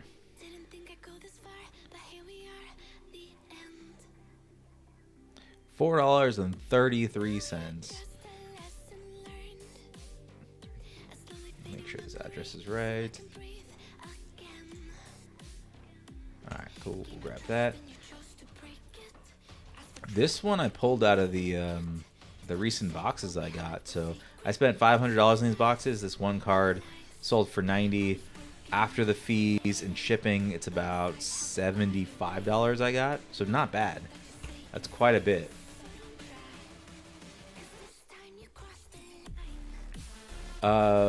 These are mostly Shadowverse Evolved today. There was only like a couple Digimon things sprinkled in there.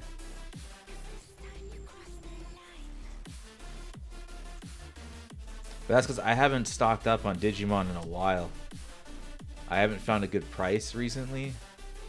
But I'm looking. I'm always on the lookout. And right now, the best prices I found were on these Shadowverse ones. I might buy more, about $500 worth. I'm gonna give it another week to see if the rest sell, and then if it does, then I'll probably pick up some more.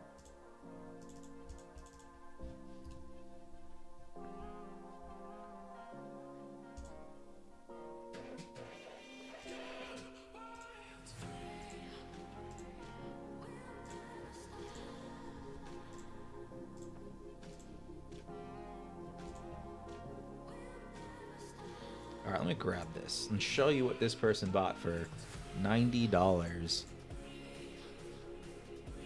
which is crazy.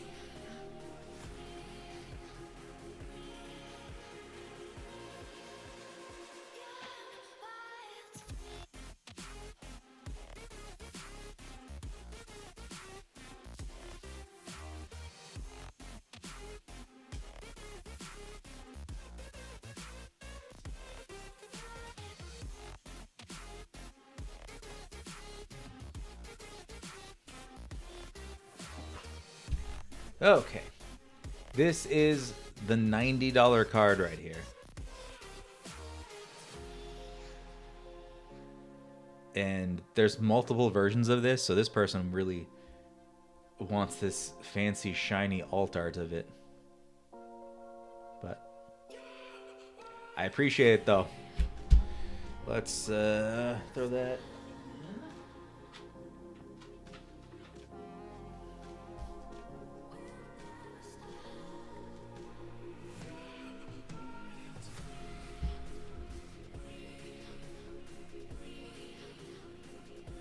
This is also a game that doesn't, like, no one's, like, grading these in mass.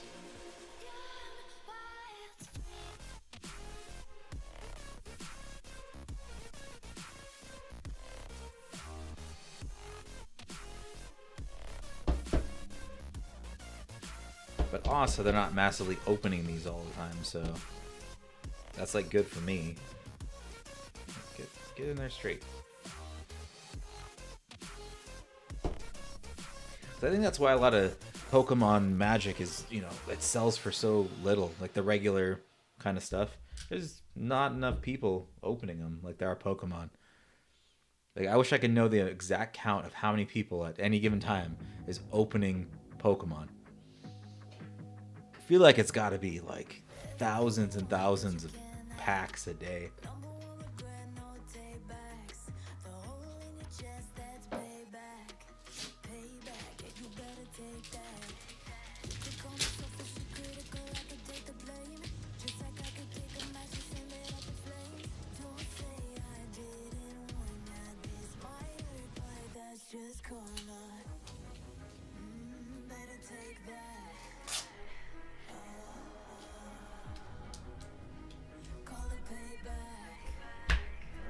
I need there's some cardboard on this. I can use this.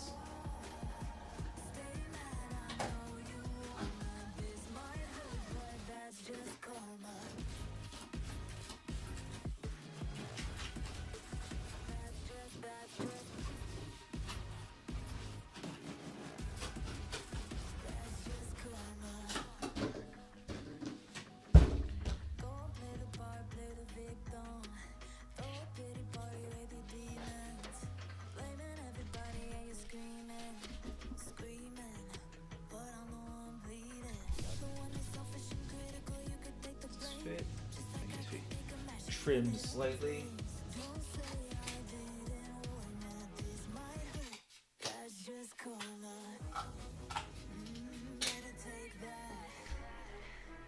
That's good.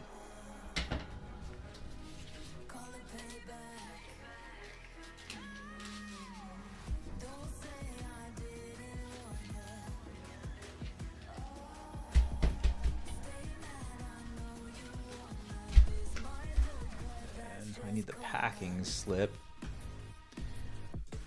Hopefully I don't get another order so I can end this.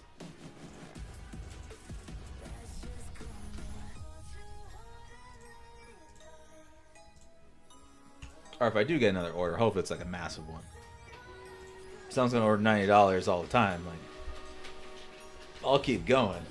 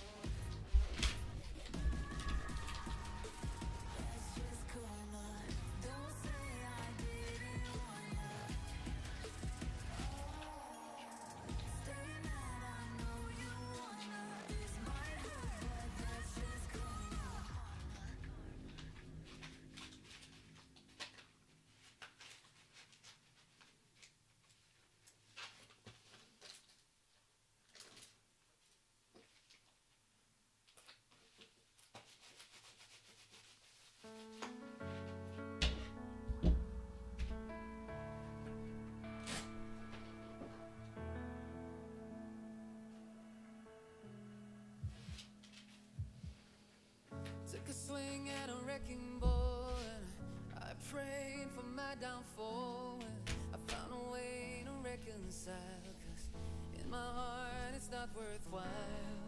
It's a bloody battlefield where some go down, others heal. In the end, it's all the same. I'm just testing out to see how my camera handles when it shakes.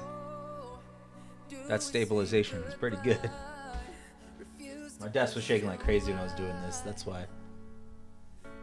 Nice. Okay, that's good. That's shipped. We have no more orders in the queue. We have someone... Where's this guy from? Houston, Texas said they did not receive their Pokemon cards.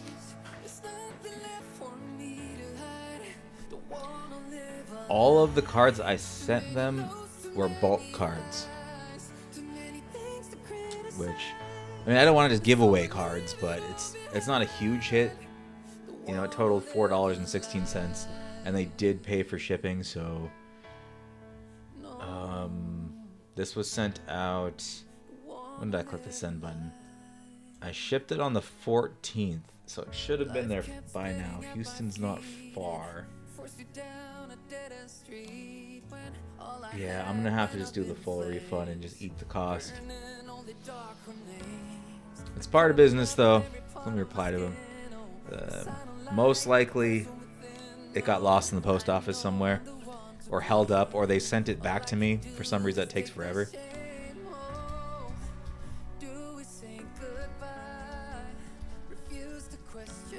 So, sorry, post office must have lost the cards in transit. Full issue, full refund. There you go. Send that to him. Keep trying for one day. We're sick of all these lies. Don't care if I capsize. Perhaps I was gonna do. Oh no, that's it. Let me click the refund button. Too many lows, too many highs, too many things to criticize. So I leave it all behind. Customer stated that they never received their package / cards. Full refund. You can also block sellers too. Like if you notice, like the same person keeps saying it never got there. I haven't had to do that yet, but I try to keep track of kind of names just in case.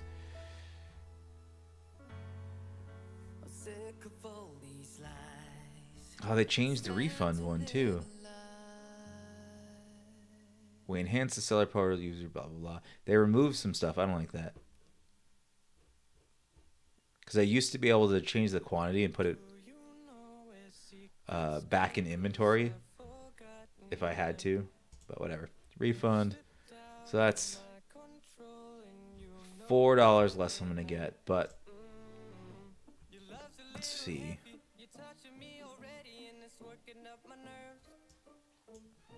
If we calculate the money, like my next check from TCGplayer, It's going to be, what is that? $390. It's the next one I'm gonna get, so that's not terrible. That's money.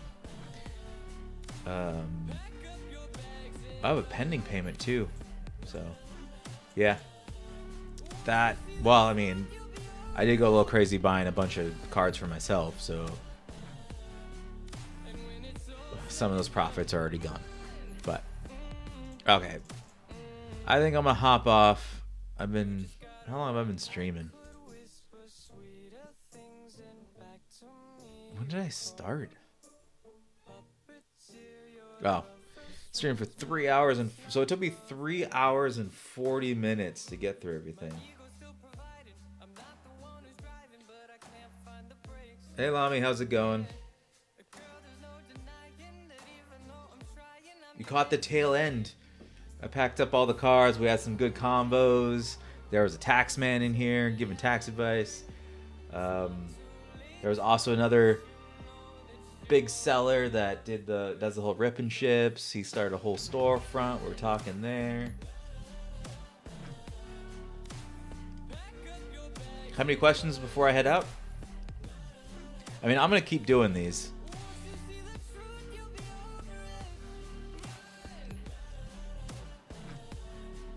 You know, there was a small YouTuber that did a pretty good video. Let me see if I can find it for you.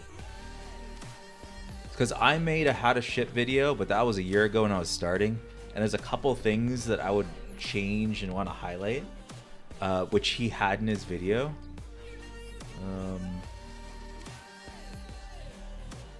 Let's see if I can find it.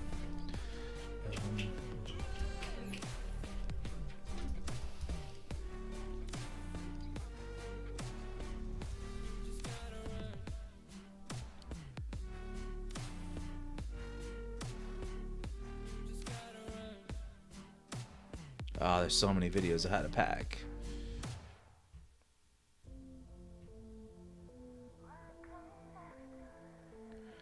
What kind of stuff are you selling? Are you going to sell bulk, or are you going to sell more of high-end stuff?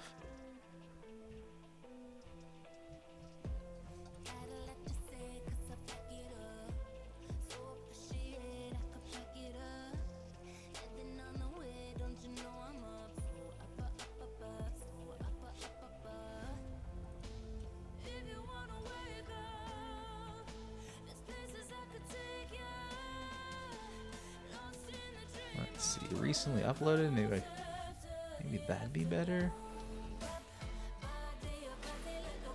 Mix of stuff. So you're probably gonna do a lot of a mixture bulk. Maybe 1 or 2 cards here. Some more expensive stuff. So look up this guy. So he posted a video 6 days ago. He's a new seller too. You know, he advertised he's a beginner, teaching beginners. But I think he did a great job of taking all the info from everyone else and compiling it into one video. Because how he does it is, it's basically the same how I do it. Just like the video that I have on how to ship, it's the same thing. But he mentions the machinable versus non-machinable.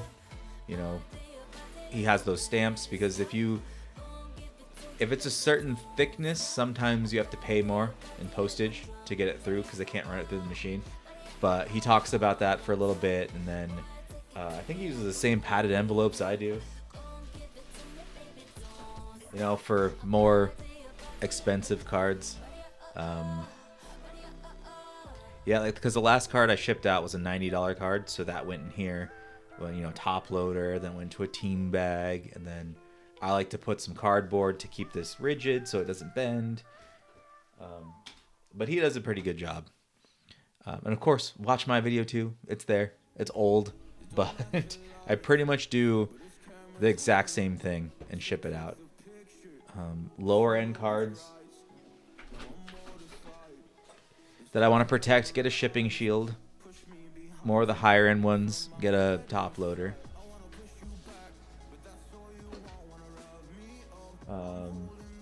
But yeah, Yeah, check his out. It's exactly how I do it, pretty much. The only thing I don't do is I don't use the non-machinable stamps all the time. It just really depends how thick the package is. But, alright, I'm heading out. I gotta try to get some sleep.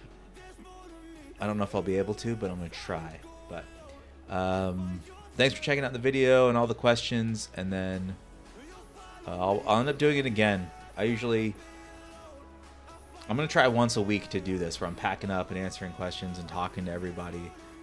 But yeah, all right, I'll catch everyone next time.